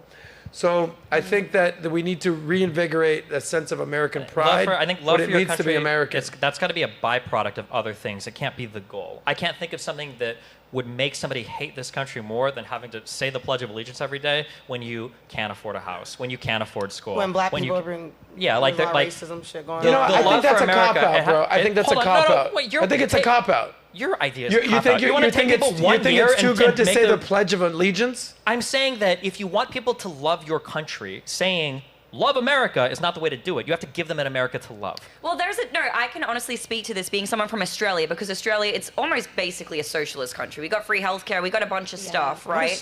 And what's crazy is I recently saw this video. This woman, a woman who was in Australia, who was so offended by the fact that there were American flags everywhere. She's like, why are there American flags absolutely everywhere? Maybe I've seen this many Australian flags on like one day of the year, but they're just, when you walk down the street, right? And she was so offended by it. And so I agree with what you're saying to some extent. Obviously, it can't be baseless. It needs to be on account of something. But there is a very big difference between cultures like America that really pride themselves on that versus somewhere like Australia who have all of the things yet hold no national pride. And there's a very big difference between the two countries as a result. And I'd rather be here. That is Let's very make that true. clear. I just moved here about 10 months ago, so I'm still very fresh. And for me, when I saw what the American dream is really about, I was like, what is this? Like, this is not what I expected. And then I started seeing all the differences between Australia and America. And I wouldn't say that, I love the things that are happening here in America, because I'm like, no, in Australia it was so much different. But then I still rather be here. That a girl. Look, Yes, every ma'am. country has problems. There's no perfect country. There's no country called utopia. Every country has issues. Yeah. But it's incumbent on us, especially since we're all young, good-looking. Some of us are super good-looking. To do something about it. Like the complainers and the victims, I feel like are winning. Yeah. And I feel like leaders and activists who are actually doing something about it should step up. And I think it starts with conversations like this. Boom. Let's leave it there. Nat. Yes. How are you over there? I'm phenomenal. You stupid bitch. Let me tell you something. I'm just kidding. It's a joke. It's a joke, guys. Nat, you'll let us know how we're doing over there. You'll let us know when we have super chats. We actually do. Do you want to go through them? Go through them Let's real go through quick, them? and then we'll move on to the next topic. We've got some entertaining super chats today. You're allowed to All talk right. into the mic. I am? Thank That's you. right. I need permission, that's why. Got it. That a girl. Well, thank you guys for the super chats. Happy SOSCAST Day. We'll start from the beginning from Baba Yaga, data scientist here. Careful on the pseudo-intellectual destiny. He has always used data without knowing how data works, and when it's valid, to use it in debates. Then we So have... basically, don't call Destiny a pseudo-intellectual. No, that guy said, I'm a pseudo-intellectual. He's a data scientist. Gotcha. So you're not an intellectual. You're Correct. a pseudo-intellectual. I'm a Retard. I won't have you say that word. It's retard. Thank you. Thanks, Nah, Adam. continue. Then we have My Last Trillions. Lydia, will you become Miss Gordon Gecko? Then we have Kof. Thank you all for not killing yourselves. Then we have Vegetable Spy 94. What's ISOM's superpower? Can he fly? Then we have Uncle Luke in the chat. He said, we have a serious problem here in Western society. Too many selfishness and all about me personalities. Hyper-individualism at its finest. This obsession with opulence is what's hurting the West. Then we have Vegetable Spy again. Destroy culture gets sued by ISOM. Then we have Uncle Luke again. He said, not just America, the West in general is heading over to destruction. Things will get worse before it ever gets better. The only thing you can do is save and remove yourself and your family from the chaos. Then we have ASE presents. See you soon at our private Texas meetup this month, Eric, July. Then we have Dare Chrome Backer. Let's talk warehouses and warehouses related things. Then we have Estino Elias. Great panel, beautiful ladies. Destiny is on point as usual. There we go, Destiny. I like when they give you good super chat. Not everybody hates you. I Some like people it. like you. I like it. Then we have slapped.com. Vito. I don't want to say that. Vito is fat. You should have him come on our show. Coach Simping Jumbo Juice out of the straw. Why does Destiny have a female stripper name? I mean, hey, you remember him, huh? Then we have Vito. Women are the biggest problem in the universe. This panel proved it. Then we have Floozer. Steven's opinions are based around not getting canceled. That's why he jokes about Muslim Christianity but never Jews. That's why he's a pro LGBTQ. Then we have Nowhere Human. Destiny, what's a good way to ask your girl for a threesome without asking the Adam 22 repayment? Also, Now, are you talking about? Did you want to ask him a question? Do you want to answer it, Destiny? What was the question? How do you ask? I don't know. You were going so fast. Nat. Slow pace yourself. please. Sorry. Someone's asking, how do you ask your girl to get in a threesome?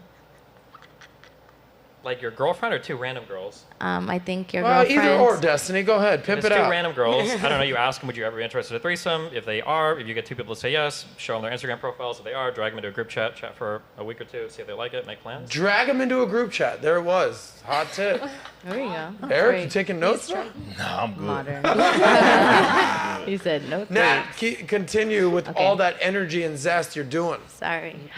Go for it. A lot of reading. Okay, then we have Mr. Everything. As a military member, I think this discourse proves that Americans are still passionate about this country, and I choose to serve so my kids wouldn't. Then we have Estino Elias, great panel, beautiful ladies. Oh, we did that one. That one's good. Matt B, can you thank Eric July for the great comic? Thanks for working on the International School of Ministry to bring ISOM. Then we have Greenie Odias, willing to put money on the people complaining about food can't grow or kill their own food to survive.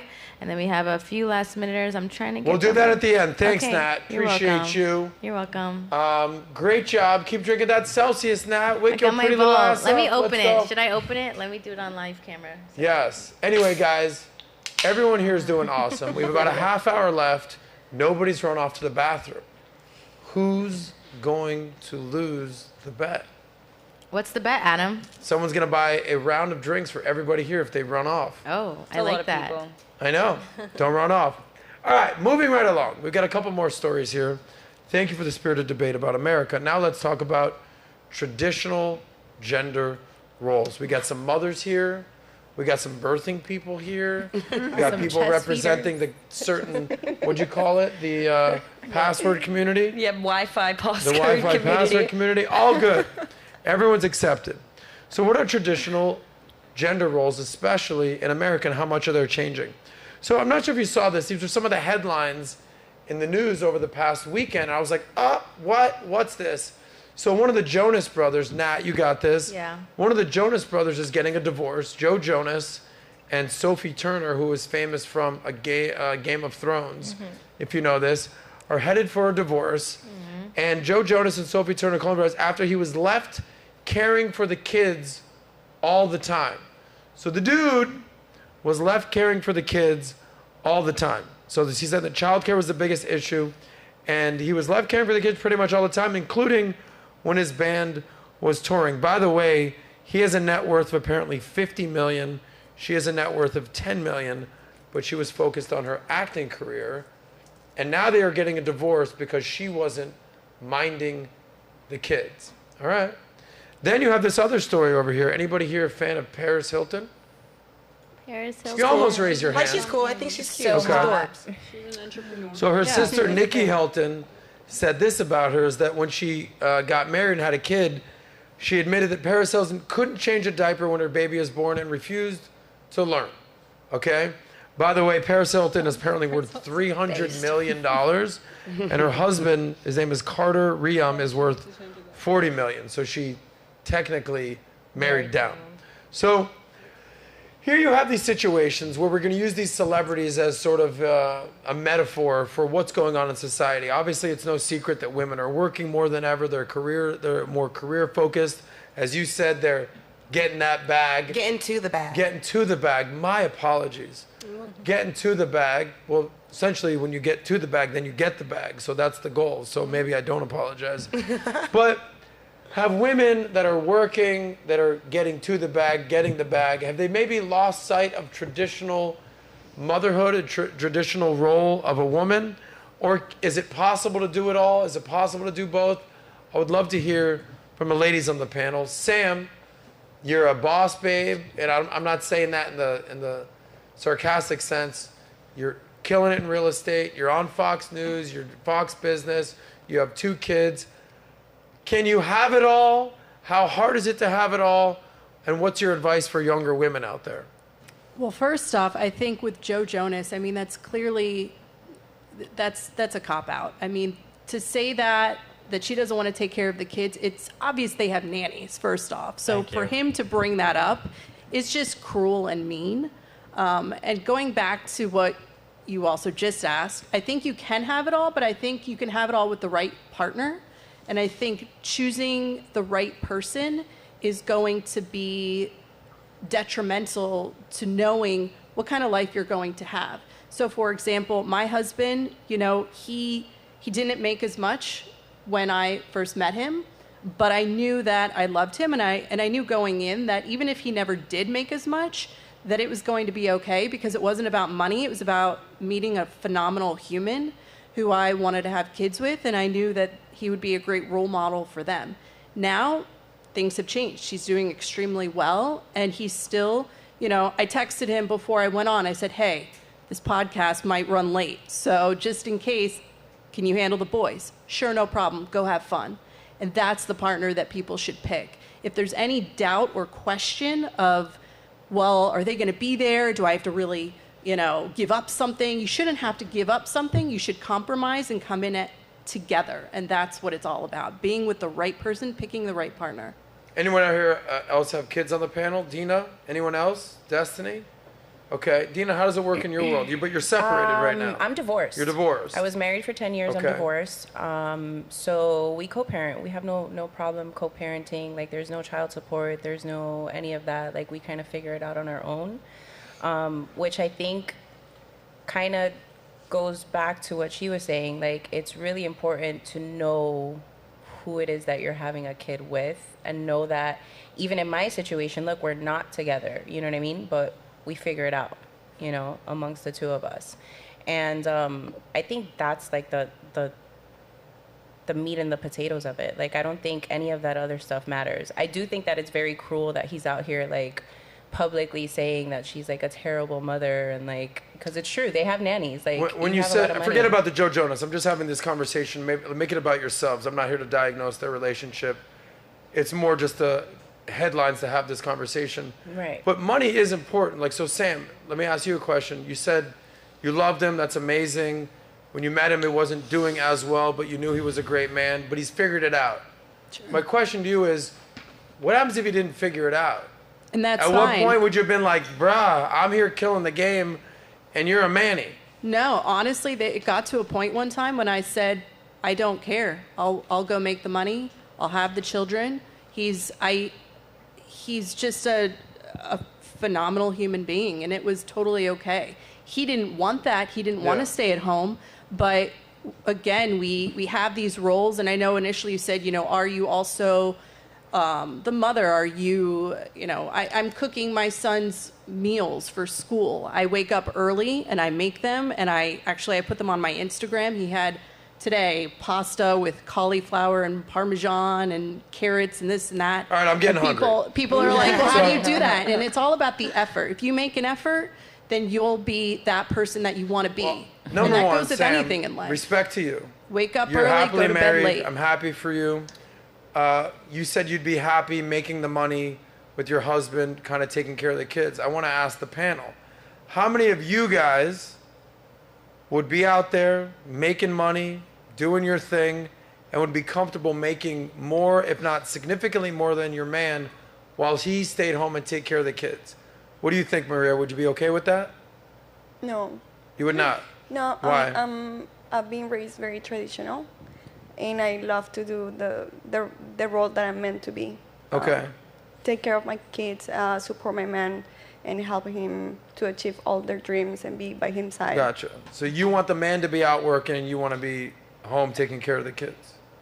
I mean, in that case, yeah. Yeah. But like in my case, in my real case, we both work, we both have our businesses.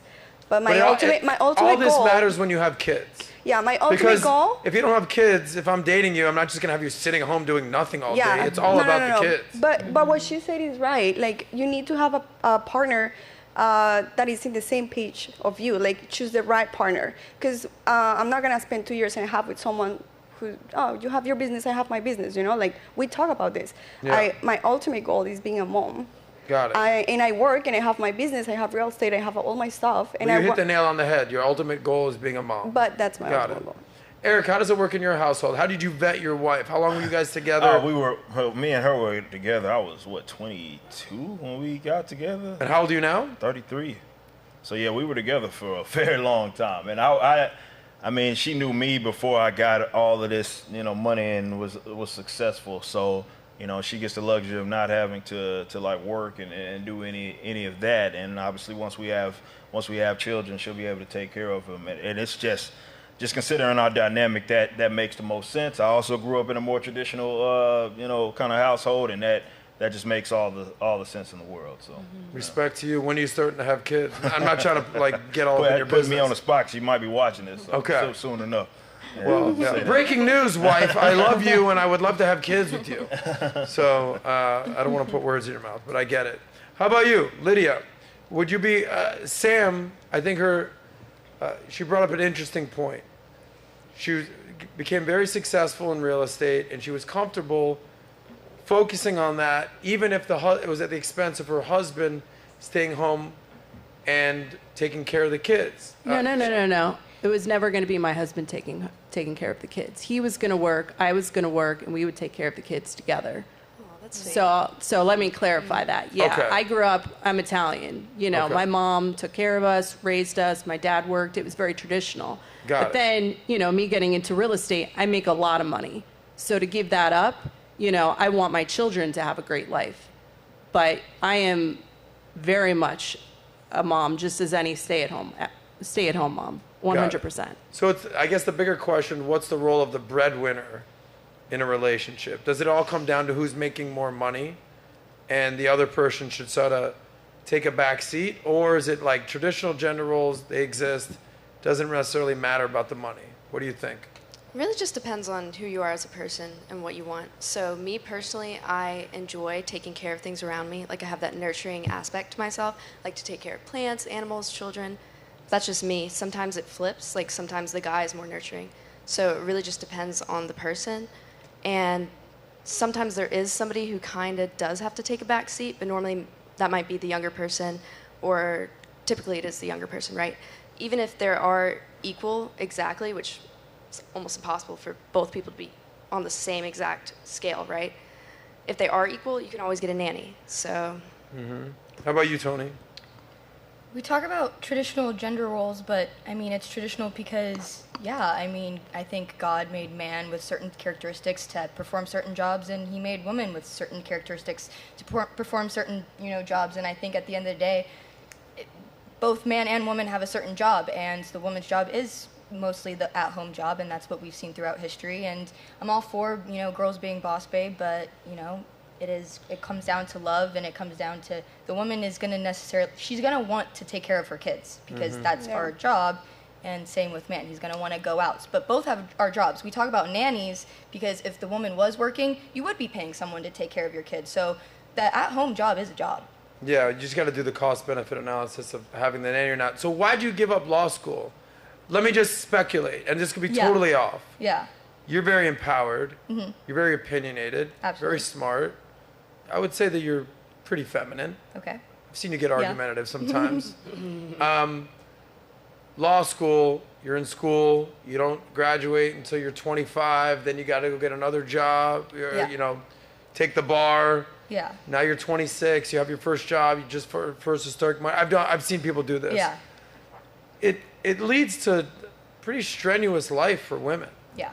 It really does. It does. And I would say, like, most women, I think they do tend to date other lawyers or other, professional men, and they end up probably getting married and having kids through their career, if that makes sense. So what epiphany did you have? Said, you know what? This ain't for me. Yeah, the epiphany I had is I just knew my time was now. I knew I had a message that I wanted to spread, and I wanted to follow my heart. So it really was like, if I can go back. I knew school was always going to be there. I can go back to school in 5 years if I wanted to, but I just knew after being here in Miami, my time's now. And that mine's a very, everyone's an individual, right? Everyone has a different lifestyle, and I'm open to a man coming and, it doesn't matter. Like, I think women are always going to want a relationship. How willing are you to be sort of the number, like the +1 to your man if he's super successful? Do you understand what I'm saying? Yeah. Yeah. How willing are you to be that person? Absolutely. I mean, why wouldn't you want your man to be better? I think everyone wants their partner to be better. I feel like this is a different tone than you had the last time you were here. No, I just feel like I didn't get my opinions out that well because it was just a And how old are you now? Situation. I'm about to turn 23. See, something you're getting old, so you're Angela. Comes with wisdom. How about you? Well, I think it all comes down to great partnership, and it depends on the lifestyle of both parties. Whether the successful man meets a woman that doesn't do well in life, or is the opposite, how they interact with each other, because it's really hard topic to say. I can tell you my point of view on a traditional values, but I can't speak up for everybody, because I strongly agree with Sam.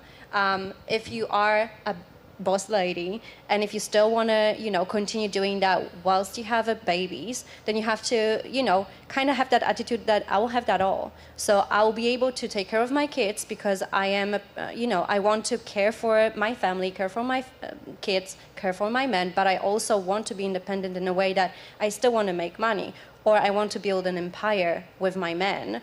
But you do also have women who just want to be, mothers, and they want to stay at home, and they are perfectly fine with husbands being providers. So it all comes down to partnership, what you agree in a relationship with another person. Like, I would be perfectly fine with both. I'm in that stage in my life when obviously I take care of myself. If I find a man who wants to take care of me, I'll be like, you know what? Yeah, I can let you be that person to me, but I also don't want to fully, lose my independency in some ways. Like, I still would want to work, but then when it comes to having kids, then I would definitely have the same attitude to be like, I will do it all. Like, I will be, great mother, great partner, but I still want to be able to kind of make a lot of money, even if it's just from home, Got it. Diane, how does it work in your household? You plan on marrying your girlfriend? Yeah, possibly. Who buys the ring? Like, for instance, if Amy and I were to get married, obviously she would buy the ring for me, get down on one knee and propose. Obviously. That's just kind of how it works. Traditional gender roles. Anyway, how does it work in your relationship? Who buys the ring? Who gets down on one knee? Who pays the bills? Who's the protector? Who's the provider? How does it work? So she's more of taking on the male gender role. So she would buy the ring because I feel like I'm a princess, so and I basically. So there's even traditional gender roles within lesbian relationships. Of course, you have to have them because then it creates a conflict. There's always going to be the femme and there's always going to be the mask. Do you guys talk about that when you met each other, or it's during the process that you? I think it instantly you could feel it. Like, I instantly felt her manly energy, and that's why I was attracted to her.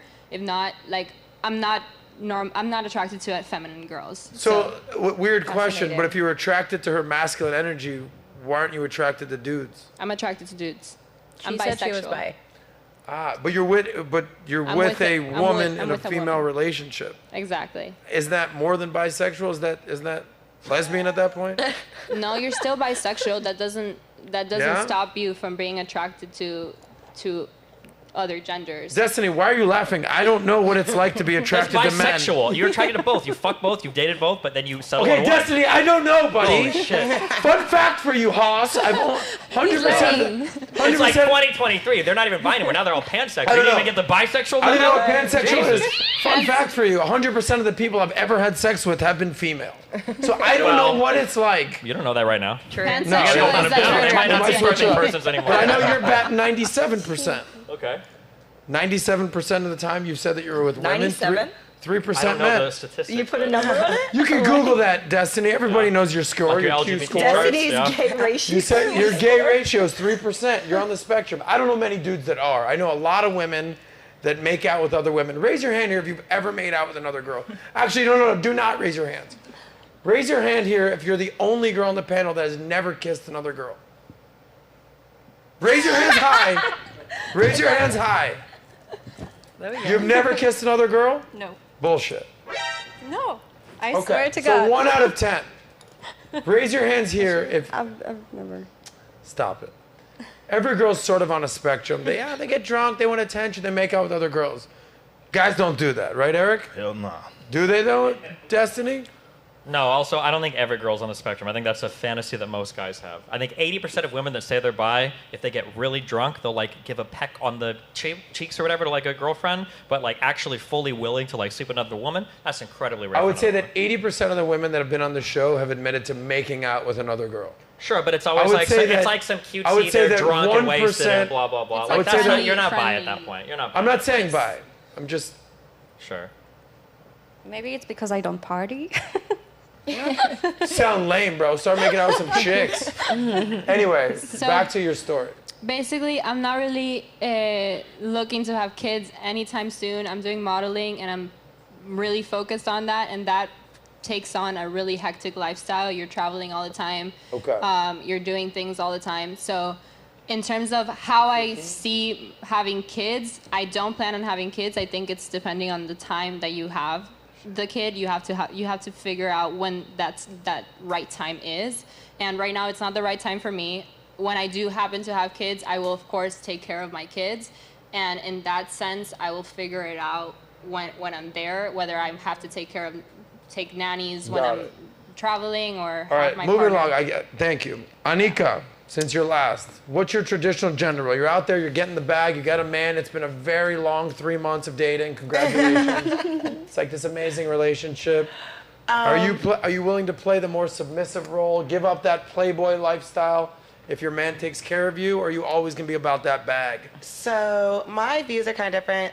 I was raised by my dad, and he did everything. He cooked, he cleaned, he worked. He did my hair for me in school, braided, everything, did my nails, my makeup for dance recitals. So for me, that's actually why I really do love my boyfriend. He cooks, he cleans, but he works. I don't plan on stopping to work when I have kids. I am part of the nanny gang. I still want to do my thing. I want to further my modeling career. I still want to get into acting. So that's where I stand with that. I'm so sorry.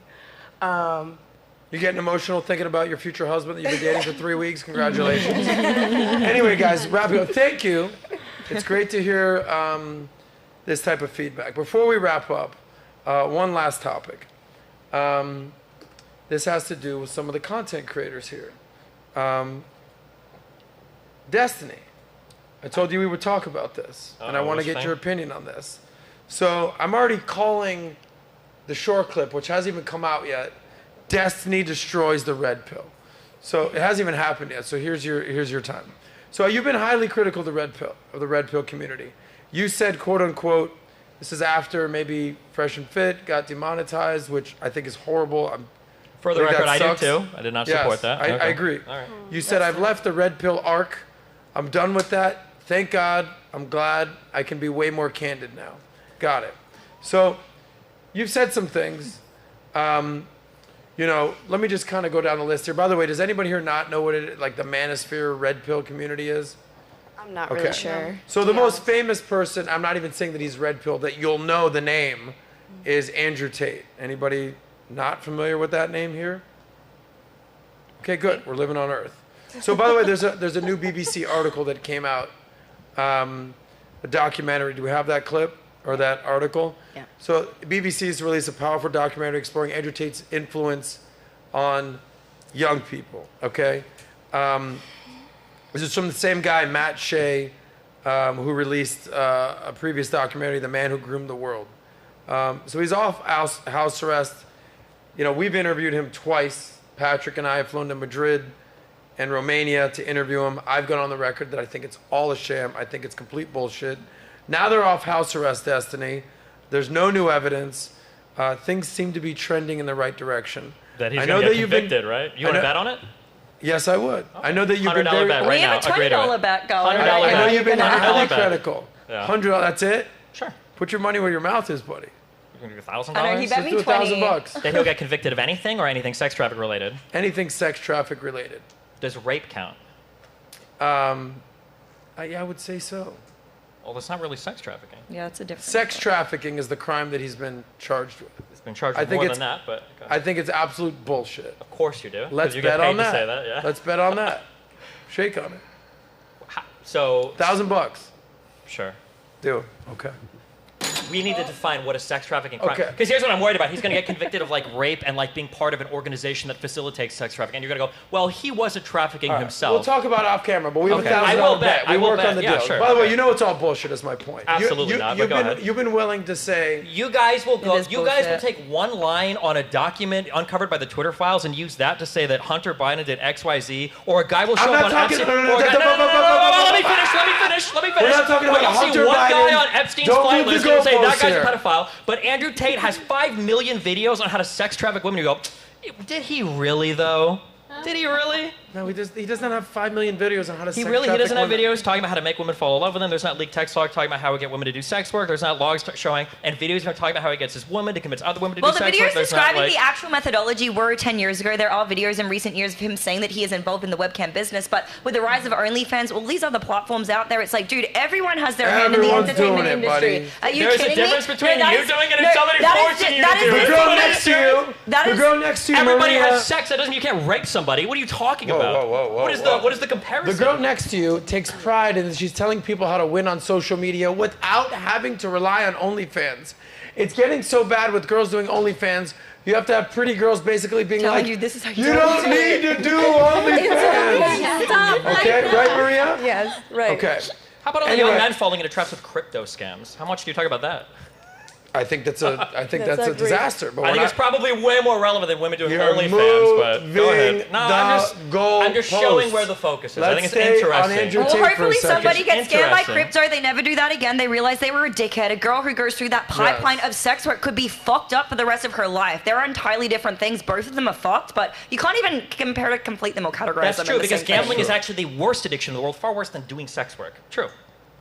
I don't know about that. I know a lot of Gambling people. is literally the worst addiction of all the addictions that you can have. It's horrible. You hit up other people Destiny, for money. the You don't last have a time- health limiter to stop you from fucking gambling. Like You worked people in a destroy their casino, so I'm entire sure you lives. know. Okay, number one, let's be real here. The last time I saw you, you was in a casino and you were addicted to gambling. Okay, you were at the Hard Rock. I'm addicted to gambling. Just kidding. I would say that Good pivot though. Go ahead. Nice pivot.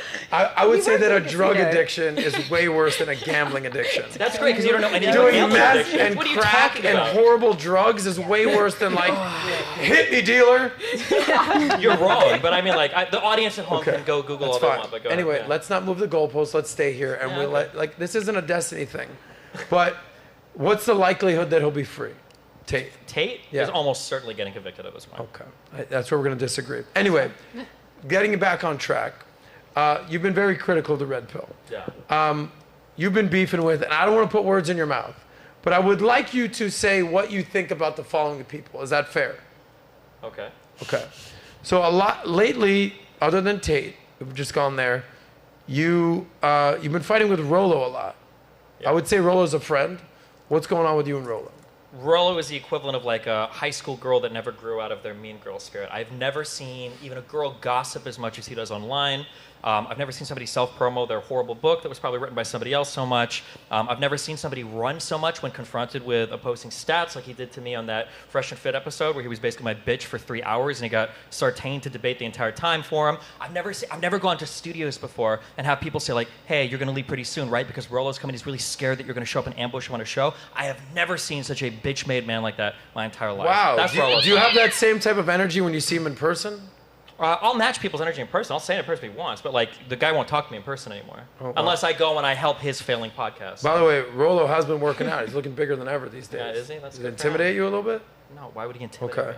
Anyway, I saw the debate with you and him on Fresh and Fit. Fresh and Fit was the biggest men's podcast in the world. They just got demonetized. I think Love it's them. horrible. I do also think that they sort of were aware of the strikes and sort of the things that they were doing. What are your thoughts on that? On the demonetization? Yeah, the demonetization. And what's I don't gonna like happen. anybody getting, unless you're clearly breaking rules, you're doing something against the TOS, I don't think you should get demonetized. I talked with Myron as much. I think it's unfortunate that they went down that JQ rabbit hole. I think that's what, at the end of the day, kind of got the channel fucked. I don't like to see anybody get demonetized again, unless they're like breaking actual rules. Gotcha. So, Does anybody here not know who Fresh and Fit is? Eric, have you ever done their show? Any interest? I mean, I would do anybody's show. Have you ever done any content with the Redpill or the Manosphere space? Nah. At all? You just stay in your lane? Yeah, for the most Well, part. I'm honored that you're What is here. Redpill? Not that this is a Redpill show, but we Yeah. do dating and lifestyle and money and, masculinity and feminine type stuff. But so, anyway. So Fresh and Fit is considered a red pill? It is. I would say so. I've been on it twice. I didn't know what red pill Gotcha. was. And then Rolo's the godfather of the Red Pill, so many say. What's your deal with Sneeko these days? Are you guys getting along? Are you guys fighting? Sneako's a tough one because he has a lot of he pretends to have moral superiority over everybody while living arguably one of the most degenerate lifestyles I've ever seen. He basically is Sneako's like a really good litmus test for who's the strongest man in the room, because if you stick Sneeko in a room, he will instantly kiss their ass. So you just put him there and see who he copies next. And the past 2 years of his content has basically been obsessing from one man to the next to the next to the next. So it was, the one comedian guy. Do you know who I'm thinking of? The comedian. Patrice O'Neill. He obsessed over him. He obsessed over Andrew Tate. He obsessed over Myron. He obsessed over, I think, Zerka. Now he's obsessing over, he's saying he's leaving Islam and shit. And he's obsessing over Fuzli and Aiden Ross. So Well, and he he's just goes leaving Islam. He just converted, I think he said he was ass mad because when he goes into other people's chats, those guys can drink and be degenerate and hit on girls, and their chats don't give him a hard time over it. But his chat gives him a really hard time over it because he's grandstanded so much on his fake Muslim bullshit. So, are, in so many words, are you saying that he's a grifter? I don't think he's a grifter. I think he's young and retarded. Really? Yeah. Would you consider him a friend? Not anymore now. Really? No. What was the fallout? When you attack my wife, that's usually my hard limiter for me. When he what? When he started, because Zerka attacks my wife, and Sneeko is like a Ditto from Pokemon, so he Got started attacking my wife. And once you got to my wife, I just don't. What do you mean by attacking your wife? I talk I think shit about your calling wife her all a the time, slut, bro. saying she sleeps or whatever. Oh no, I don't go that. I don't go that path. So, and then what about Zerka? Since you brought his name up. Zerka's entertaining. He's got a lot of cokehead energy, but he's a little bit too unpredictable for me. Yeah. And he burns bridges constantly. He's got problems maintaining work ethic. He'll be nobody again in a year. From Wow. dust to dust. Yeah. Man. And then who else in the Red Pill do you have beef Donovan with? Sharp is a certified fucking loser. I think the guy was 39 years old. He got scammed by a 19-year-old who was selling him heroin in a fucking college classroom. I think he bought this chick a ring after he bailed her out of jail so that she could go and propose to her ex-boyfriend convict or whatever. I don't know. Most of the people in this space, I will say that Fresh and Fit for all, and oh my God, do I disagree with everything they have to say. Those are probably two of the only respectable men that I actually know in that space, and everybody else is subhuman trash. Yeah, I've done the business. MLD guy. Oh my God, that dude. Yeah, Holy what are your shit. thoughts The on guy him? with lipo, with fake hair, with fake teeth, telling women to not be fake. That guy. Yeah. His appearance on the show was What I like hilarious. about you is that you play things close to the vest, and you don't call people out or anything, and you're So, what makes you so comfortable basically naming names and naming all their flaws? Because people that don't name names, I hate it when people do that. Why do people go on shows oh, well, I think that I don't want to name names. Why not? Put them out there. Drag them. Gotcha. Does anybody know any of these names that they're talking about? Zerka. Yeah? You know Zerka? Zerka was on the show. They've all been on the show. I was on every the single show one with of them. him. Remember? What's that? I was here when Zerko was here. Yeah, what were your thoughts on that? Oh my God. Was that the craziest thing you've ever seen? That was the craziest experience I've ever had with any. Did you think the girl other that was person. sitting next to him was actually into him, even though she was engaged? No, he's just. Thought she kind of was. insane.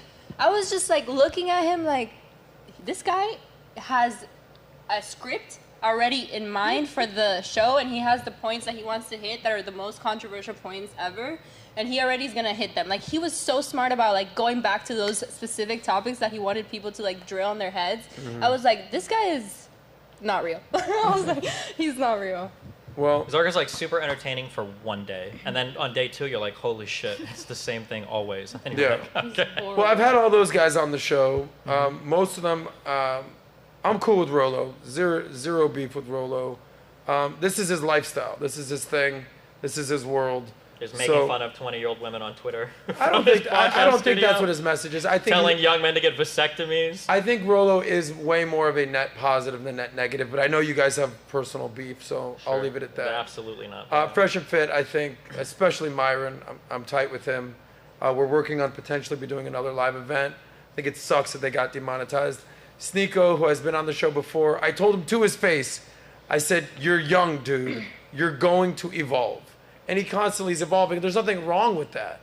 It's just, would you call it saying like moral high ground? Yeah, to say that Sneeko was young and exploring different ideas, there's literally nothing wrong with it. I said that that's exactly what he should be doing. If you're the same person at 24 than you were at 20, you're fucking up. Exactly. But the problem is to high road and grandstand so hard every single time he takes a new step. It's like, bro, come on. I told him that exact same thing, Yeah. and that apparently was an issue, but it's literally what's going on. But I said, I look forward to seeing you in 10 years when you evolve and have a different personality, because what you're basically saying right now is not going to be what you're going to be doing 10 years from now. I would hope not. So he might have took issue with it. I don't know. I don't care. I actually like the guy, but he's young. Zerka, I think, is an absolute wild man, cokehead, party animal, like into young virgin weird. Like He's weird. Zerka, if you ever see this, I'm rooting for you, buddy. Get clean, get sober. 18 plus, brother. 18 plus. Just remember that, okay? 19 He plus. sounds like a creep. 19 plus. What's Like, that? He sounds like a creep. Who is this guy? He was like, every man is a pedophile. I'm like, you're Yeah. crazy. Ew. Like, women are horrible. That's And so Donovan creepy. Show, I actually like Donovan. I have no problem with so Donovan. I know a lot of This is people. why I called you conflict avoidant. Dude, I've feuded with Donovan. I've feuded with Zerka. I've feuded Yeah, but with. like feuded is like these guys Okay, are losers. there's a difference between these guys con- are embarrassing. No, there's like a human difference- beings, right? Destiny, These guys listen- are actually listen to horrible me. people. There- Donovan Sharp was on his show saying that the little girl in the background was his niece for what? Like, for how many years? Because he was too embarrassed to say that he married a single mom after telling his whole audience to make you a loser for doing so. This is scum Okay. of the earth type behavior. This is the worst of the That's the what it sounds lowest of the low, the most snake fuck shit you can ever do. Okay. How could you do that? Wow. To your That's it. own, to your own. Look, I mean, is he wrong? I said that the title of the show clip would be "Destiny Destroys the Red Pill." So the difference between me and you, and I mean this respectfully, this to me is my, like, doing the show, everything with Valuetainment, is my number 2 job. Like, I run a real financial firm, a hedge fund, like that's what I do in real life. I ended up doing this as a side hustle. Sam's one of the first people I ever interviewed in my goddamn living room downtown Miami, and it turned into this. So this isn't my, like, wake up every day, red pill, blue pill, fight, circle. Like, this is like, oh, yeah, cool, we're doing a show today. It's awesome. I love it. I'm a part of it. But they say, I'm not about that life. Every single one of people on here, this is your full-time job. You wake up, you do a video. You go to sleep, you do a video. Like, it's the next day. Like, I do 2 shows. I do this show, I do the PBD podcast. We're running a business, I have a financial firm. Like, I get why these guys take this shit so seriously. This is their life. So, like, everything you're saying about Donovan, like, I didn't research. I don't know. I've only gone after interactions I have with him. And I totally appreciate the girls are like, who the fuck is Donovan? I get it. I get it. But, he's here. MLD, you sounds like he's a really good buddy of yours and you have a lot of good things to say about him. I mean, I respect any man that wants to smack a woman in the face with a broken glass bottle, so amen to MLD. He spent a lot of time partying in Japan, I guess. Gotcha. Well, let's play one last game with you. Okay? This is a weird question. But you've already gone super fucking weird with this. I'm not weird at all. Okay. Of all these names, Uh-huh. okay, we talked about Tate. We talked about Is this about Fresh to be and are you Fit. about to ask me a gay question? He's gonna say Yeah. Mary Fuck Kill. I know. We're gonna play. Everybody that I talk to is so much more gay than I am. When it comes to my gayness, that's what I feel like. I legitimately feel that way. But go ahead, ask away. Ask away. Has nothing to do with being gay. Oh, okay, thanks. Okay. But it does. We're gonna play the game Marry, Fuck, Kill. Okay. Oh, that's funny. What part of this is not With the gay? list, Explain to me just which is review. the not gay part. The kill part? Exactly. Who would you marry? Who would you fuck? Who would you kill out of all the names we mentioned? I'll answer if you answer first. I love it, Cricket. I'm not. Come on. Dude, you're friends. You're friends with all of us. So it should be easier for you. Yeah? I wouldn't say I'm friends You're friendly with with all of them. You go first. I'll do one. You do one. If I'll you do go one, first, you I'll do answer one. it. I don't believe you. I swear. We're gonna keep you accountable, Adam. Marry, fuck, kill. Out of all the people? Yes. Oh, Jesus. I guess if I close my eyes, I'd say fuck Rollo because he's the closest thing to a 16-year-old girl. Let's see. It's so fucked up. Marry and kill. No offense to him, but I would kill Fresh, and I'd try to get that co-host spot on Fresh and Fit. In case my show dies, as if Fresh is out of the way, okay, maybe I can be a good counterbalance to Myron there. Okay. Now you're gonna marry somebody. I would probably marry Donovan, because he seems like the biggest sucker in the world, and I bet I could get half his money in a divorce, so. Wow. That'd be my marry, fuck, kill, all right? Interesting. All right, let's hear it. Okay. By the way, a promise is a promise, so now I gotta do marry, fuck, kill. Yeah. For the record, I've only had sex with women. This is a game, and I'm just gonna give that disclaimer. The answer is so obvious. You marry the top G, Andrew Tate, and you put on a dress and you never fucking work again. Okay? And you just become Mrs. G and you live a great life. Right. I've been in his compound. You marry the fucking top G. Okay? I could take the easy way out and also kill Fresh and team up with Myron, but I'm not gonna steal your answer. Kill Myron and team up with Fresh. No, that's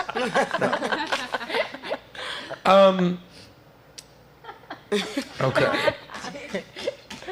This is great. Good job, Destiny. I like this game, Destiny. All right. Who would I? Kill and then work your way back. Okay, Who would I'll tell you why. No, I'll kill for last. I would. Who would you fuck? He's just envisioning the TikTok clip. I'll tell you why. I'll tell you why. And I'm picking Myron. Why? Because if it happens, that motherfucker ain't telling nobody. Either am I. We're just stoic to the ground. It is what it is. Saz and Myron, we did a thing one time. Keep it moving. We didn't look each other's in the eye, kept it moving. And he's probably the richest guy on this list other than Tate. So fucking your way to the top, y'all. You guys would have a cute couple name, My Saws. I'm definitely not killing Rollo. I like Rollo. I don't have beef with Sneeko. I'm not killing him. MLD, whatever. Donovan. I'm gonna kill Zerka. Who is Zerka? Yes, please. Because I like Zerka. But I feel like the crowd wants to kill Zerka. Dude. So and I'm killing the crowd. With that being said, I like Zerka. I think he's an absolute Zerka's gonna die in like 2 years from a fent overdose anyway, okay? Like, is that really that? Okay. Anyway, respect to both of us for playing the game, yes? Good for you guys. Good. Now, I owe everyone a round of drinks. Yes. Hold on, we're doing the happy ending now. Don't run off. Okay. Anyway, that was by far and away the weirdest question/panel. Destiny and I just fucked our way to the top. Congratulations. Anyway, with that being said, weird last segment, but now it's time for the happy ending. Nat, before we do that, do we have any super chats we want to get to? Yes. Before we wrap up? Yes. You have a smile on your face like there's some weird ass super chats. No, I drank some Vaults. I'm awake now. Okay. Awesome. Okay, cool. So we'll start off with Edgar Romeo. He said, I love Australia. Australians, that one's for you. That was our big super chat, $50 from him. Then we have Venturi, bring John Zerka back. Then we also have Lou Sazzle, can I get 1 billion bunnies for International School of Ministry? Then I have Marcellus Wallace, Destiny, can you list compelling reasons why USA should vote to re-elect President Biden? Homeboy doesn't even have the best record, and I don't want Trump. Then we have also Dear Chrome Batcher, 1 billion bunnies. Then we have Savelt Duck. Adam has ideas as a good dog poo. Pledge every day. GFYS. Come on, Destiny W. Now, are they horrible at spelling, or are you they're horrible at at reading? spelling. What is happening right now? What does GFYS represent? Anybody? GYF? GYFS. Nobody. All right, guys, Okay. help me out. They suck at spelling. Yeah, it's not just Call me. them out now. Yeah, come on, guys, do better. Do better. Then we have a Space Monkey, Fix America, Fix Fatherless Homes, Epidemic. It starts at home. She's gone, but that was for you. Then we have a Glue Glory. Eric, are you cutting licensing deal with International School of Ministry, or will rename ISOM? Why didn't you check that trademark? Then we have Patrick Alou. Destiny, if you want option to look and perform like a high-level athlete and still think the way you do, would you prefer that over the way you look now? Then we have Tactilus Ups. Gotta host a debate between Destiny and Scuff James Harden. Adam, no back on school questions, so please. Questions for Army. Any chance you and Tina do OnlyFans collab? Frontal cortex girl brain is sure not done developing. Then we have Patrick Allude again. Destiny, if you already had a Chad, would you be open to how do you say that? Polyamory. As you are now, or is that an overcompensation? Polyamory is what? Multiple open relationships? We fucking love each other. Okay. Well, yeah, man. Let's do that at Burning Man next year, bro. Let's do it, yeah. Let's do it. Let's bring James Harden with us, apparently. Then we have Let's call him James Hardon and play Mary Fuck Kills. Yikes, Adam. You're getting excited, Adam. Okay, then we have Patrick Allude again. He said, been a long time fan, but recent takes on Redpill stream has detached from the reality. It's losing me, not that you care. Then we have Tactilus Ups. I don't know what food the girl on the couch is eating, but I think it's affecting her mind. Then we have Mr. Everything, a $50 super Which chat. girl? I know, there's so many of them. They're beautiful, though. Then we have Mr. Everything. Traditions change all the time, and if we base this off most people's definition of traditional man, would still be beating a woman in its 1950s. If you care about who the breadwinner is in a relationship, you probably shouldn't be in a relationship. Then we have Daniel Alcron. Adam, what's the point? Do you think you can move from Redpill talking points about trans women? Has anyone in your personal life actually corrected you for calling someone birthing person? Then we have yeah, you know that's a joke, buddy. I would never call my mom my birthing person. I hope not. My mom. I hope not.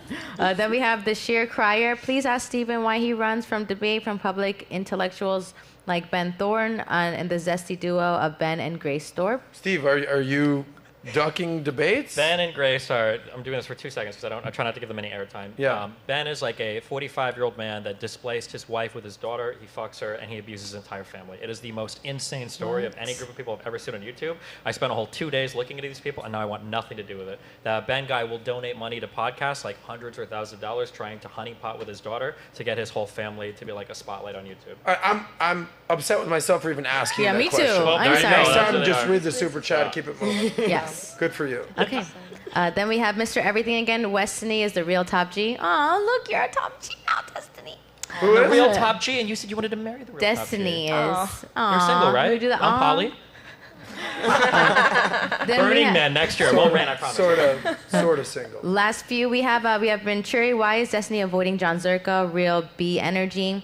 Then we have that one. Uncle Luke again. The Red Pill Manosphere PUA space has benefits for men. However, there are some cracks within the space, and that has too much negativity and doesn't help in aspects of men's lives. Needs for improvement. Then we have Rido. Destiny. If you really care, why would you advocate trans kid surgery when statistically that they delete themselves more than other groups of people? And then we have this last chat, Matt B. Listening to this, I shaved my arm and read iOS bunnies in the chat. Google your trademark next time. Then we have, let me see, I think that is it for Super Chats. Thank you guys for Super Chats today. Great you guys job, Nat. really challenged me today. I appreciate Way it. better the second time around. It was my fault. The coffee kicked in. Sorry. Cool. We had about, I don't know, 5,000 almost watching Yeah. live, which is, that's awesome. Pretty good. That's awesome. Thank you guys for being here. So there's a lot of people watching this right now. And it is now time for the happy ending. At this point of the show, we tried to end on a high note. You could say what your biggest takeaway was, and for sure, you can drive traffic to where people can find you. So a lot of eyeballs out there. A lot of people want to see what you have to say.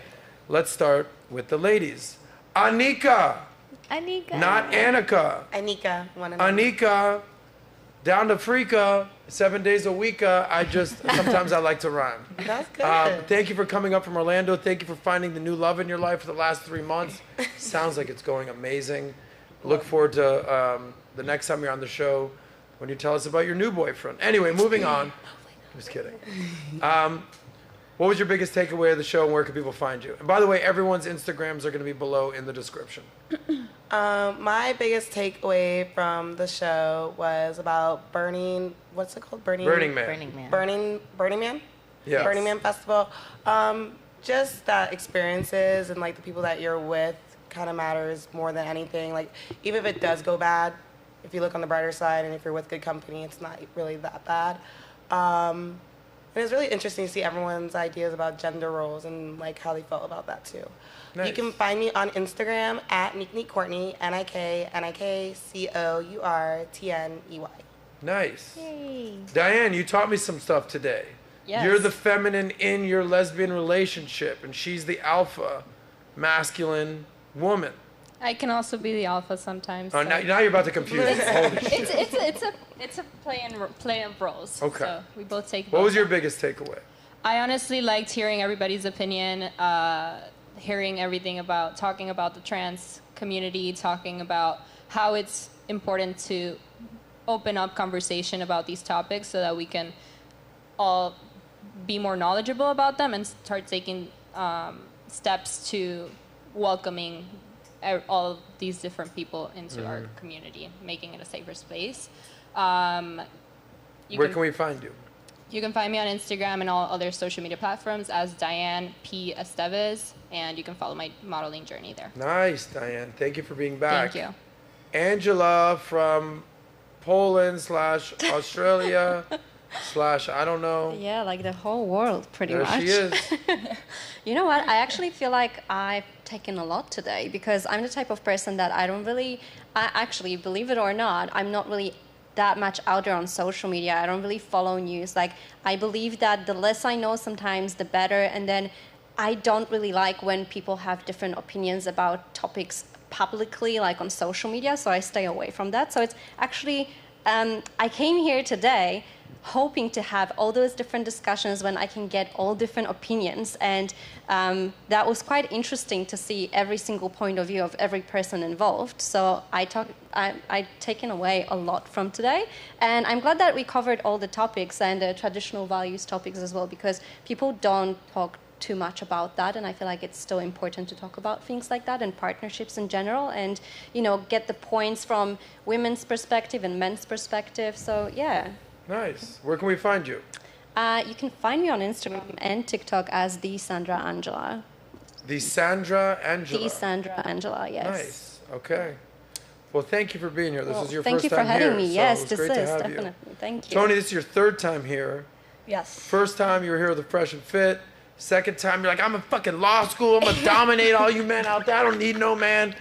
You come back this summer, All peace and ponytails, love. and you're like, I'm a podcaster now, and I'm willing to be submissive, and I'm looking for a man. So like, what's going on in your world?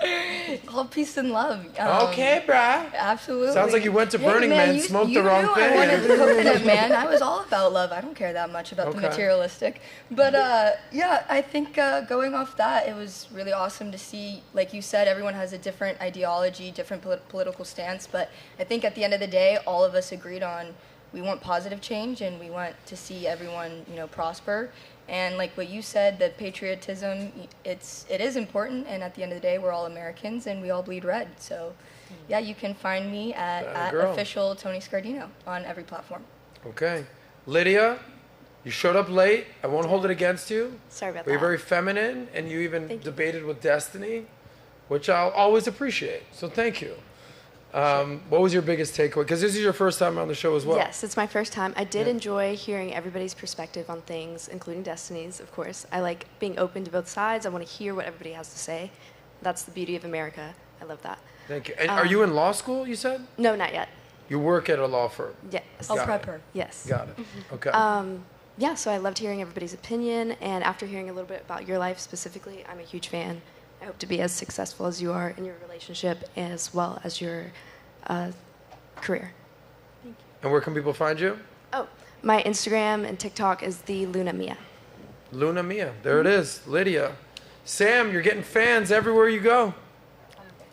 Well, thank you. I think the big takeaway that I got, and I always try to instill in people, is the big pictures. It's very hard for one person to make change, but there's certain things that you can control as an individual, and something that we talked about was the fact that you can pick your partner, which I truly believe will determine, for the most part, a huge part of how your life will end up, positive or negative. And I didn't get married until my mid-30s. So any advice, good advice I can give. Do not rush it. Be patient. Be picky. Have those standards high. So many people said my standards were impossible. Nobody was going to meet them. And I waited until I found what I wanted. And, you know, that's a good determining factor of how my life will end up and how it is. How old are you when you got married? 30, 35, 36. Yep. Ladies, So, I just turned 39. don't listen to Sam, especially if you're going to wait till you're 40. 35 is like abort mission, get married immediately. Don't be waiting till you're 40.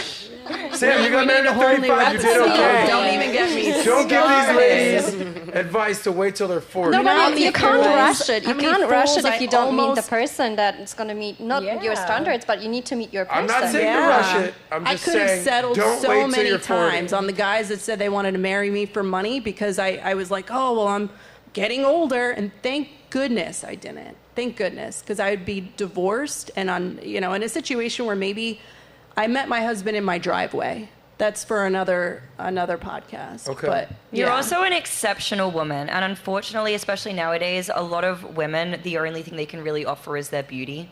Some of them, they're really not investing into skill sets or not investing into passions.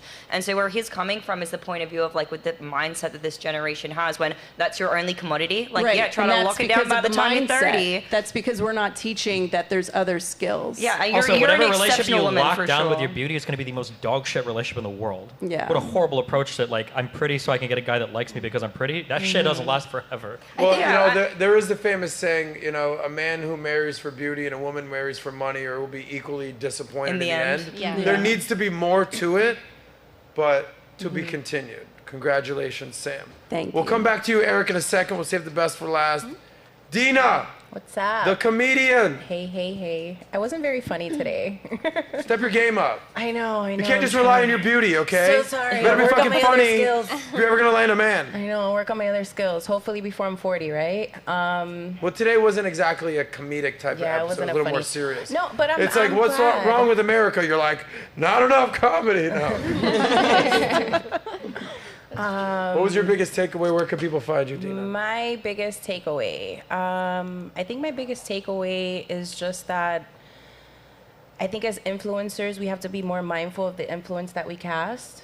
I think that's probably the biggest problem that we didn't really touch as far as like what's wrong with America. I think if everyone just kind of focused more on the shadow that they cast, a lot of things would be a lot better in that sense. We're kind of all worried about like the next person and what they're doing and all that stuff. So I think that was kind of my biggest takeaway, like to be mindful of like the influence that I'm casting when I'm in these arenas. Respect. Being positive. Look at you. yeah, Where can people find you, of course. Dina? All of social media, I'm D.NU, 3 H's. It's Dina, phonetically spelled. So if you can't find me, you can't read.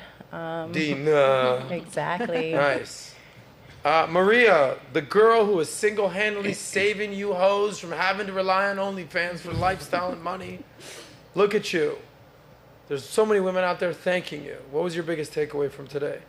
I'll say speak, debate, listen, and respect, which is one of the biggest things that I admire from this podcast, from the entire valuetainment team.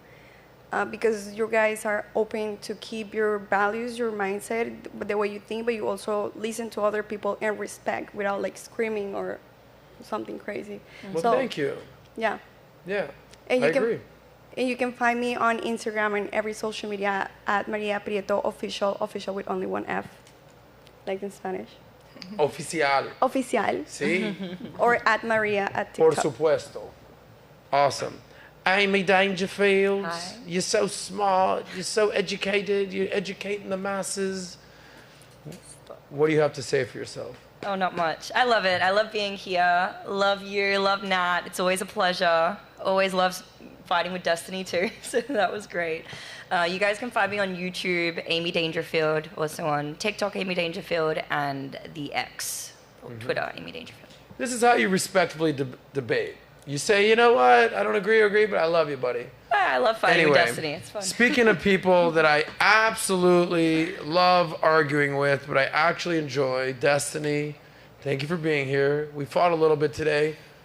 Somehow we both too. It's good. I learned everything new. Somehow we both married a man, fucked a man, and killed a man today. I don't know how that happened. Playing games. You know, some of it you would probably like to happen in real life. Mine was a complete fantasy, like the gaming community. But it's great to have you here, Destiny. You got a lot going on. Where can people find you? What do you want people to know about you? YouTube, Instagram, Kick. I'm Destiny on every platform. So. Yeah. All right, watch your back, bro. You're coming after the Redpill community. There's not many of them left. Whoa! Damn. Doing a good job blowing themselves up. So. That's messed up, bro. I like a lot of those guys, but I understand why you have beef with a handful of them. So all good. Eric July. It was great to meet you live in the flesh, bro. Absolutely. Yeah, this was fun. I can't tell you how many people. So we have 2 offices. This is our studio, and then we have another full-on office complex where. Nat, how many people are in that building? 80. A lot of people. Like 75. Producers, editors, sales guys. We got a whole company over there. This is more of a studio. That's a company. Every time I have a show, people come up to me and they're like, yo, you having so-and-so on? Oh, da, da, da. So many people came up to me like, yo, Eric July, that's my guy. I was like, you know him? They're like, oh, bro, the comics, what he's doing. So, like, I don't know what you're doing, but you're doing something right, especially at the valuetainment world. So respect for you, bro. Shout out. So thank you for being on here. Absolutely. What was your biggest takeaway? Where can people find you? How can people get in touch with you? This was fun. It's fun to have these conversations. My biggest takeaway was honestly, despite just meeting Destiny, it looks like people hate us equally because 90% of those super chats were about both of us and trolling and stuff. So we also have the biggest YouTube channels here, so that's kind of how it works. I guess that's true. But on a serious note, this was awesome. I don't get out a lot to have these sort of conversations, so it was good to do that. But as far as finding me, just rippaverse.com. You can go get some comics. Don't worry about me. If you do Google that, you'll find me, but just go get some books. Shout out to the Rippaverse. Yeah. Awesome. Nat, final thoughts before I take us home. I have 2 more super chats. You want me to read them? Can I read them? Yes, You I'll better read them. have passion, I wouldn't you even better go ask quick. you. Got you. All right, I'll read them. Let me see. Let's see if we have Freddie with the super chat. He said, can we get Fuentes back on? Destiny definitely works for the feds. Destiny, you're trying to debate Nick Fuentes? No, I'm good on him. Okay. Unless he wants to do another platform. On a what? On another platform. No free clout for Nazis, though. So. Gotcha. What kind of platform? Whatever. Anybody else's show. Not here, though. If you guys wanted to. But if I recall, last time you asked me not to come here, and you told me That's to true. avoid He the chickened studio. out. So. He chickened out. Yeah. I guess he's like kind of like Rollo in those regards. He also kind of looks like a 16-year-old high school Oh, girl. Jesus. So. Stop it, Destiny. Yikes. What was the other super chat, Nat? Then we have RT. Destiny has good factual points and perspectives on things, but no deep understanding of human nature and psychology nor societal structures. A lack of real life experience. He needs to think deeper. And that's it for super chats. Well, congratulations, buddy, on that last super chat. I'll try harder. People love you. I mean, today I learned there's more trans people than bi people in the U.S. I didn't even know that before. Oh, no. And apparently women have no skills, even though they go to school more than they ever have and earn more than they're like, yeah. That's what it Learning said. all sorts of stuff. Learning Who all said that sorts of women stuff have no today. skills? Well, it's not like we said over here, women aren't investing in themselves today like they used to, even though women are more educated and make more money today than they have in like all of human history. I didn't know that, so I'm learning. Some women can get by on their brains, and some people get by on their body. Very few men can get by on their body. Men have to work. So women have that luxury. So, well, to be continued. I don't know, have you ever heard Destiny. of Hassan Piker? I'm sorry, just... No. Is that another person you want to call out? Go No, I'm for good. it, buddy. Go ahead. Anyway, Bring me home, sometimes okay? you just bring Destiny on and you ask Destiny, him, would hey, you go on a panel what are with a your whole bunch thoughts of on red this? pillars? Would you go on a panel with a whole bunch of red pillars? Yeah, of course, if they ever wanted to. Done it a million but times. they usually What are you avoid talking me about? whenever I want to have a chat. All with them, good. yeah? Anyway, thank you guys for being here. Every single one of you. Lovely, smart, classy, intelligent. Even you, Nat. Oh, someone said one thing. Can I see Nat's footwear? I know I love your sugar. I'm actually not wearing any shoes. Yeah. By the way, guys, Okay. Nat's That was a feet foot pics plug. are going on sale soon enough on onlyfeet.com. We're going to be selling those things. She And only I'm has not 3 homeless. toes left because I've sold 7, and I'm working my way up to becoming a billionaire. Yes, Because you're those welcome. toes are selling like hotcakes. You're welcome. Hot toes, those bunions. Anyway, shout out to you guys, Eric Destinies for sure. Thank you for flying from Dallas. Thank you for coming from Mars. Respect for you. And thank you to the ladies for being here for sure. You hit the nail on the head. What we try to pride ourselves in is having open discussions, open dialogue. We can disagree without being disagreeable, as we like to say, whether it's men, whether it's women, whether it's Republicans and Democrats, whether it's black, it's white, it's Asian, it's Hispanic. We're all part of this country, and we all want to do better. And I think we're all better together. Men and women are better together. You know, they say that Democrats and Republicans are just two wings of the same bird. That's how I view ourselves. So I want to bring us all together, have these conversations, and hopefully all go have fun and party at the end of the night. So thank you for subscribing. Subscribe to Valuetainment. Subscribe to SOSCAST, and we'll see you again Thursday with, well, Mike Rashid is going to be here. Whoop, whoop. Big ass dude right there. Yeah. I dare you to mess with that guy, Destiny. We will see you guys Thursday. Thanks for being here. We're out. Peace out. It's the SOSCAST, baby.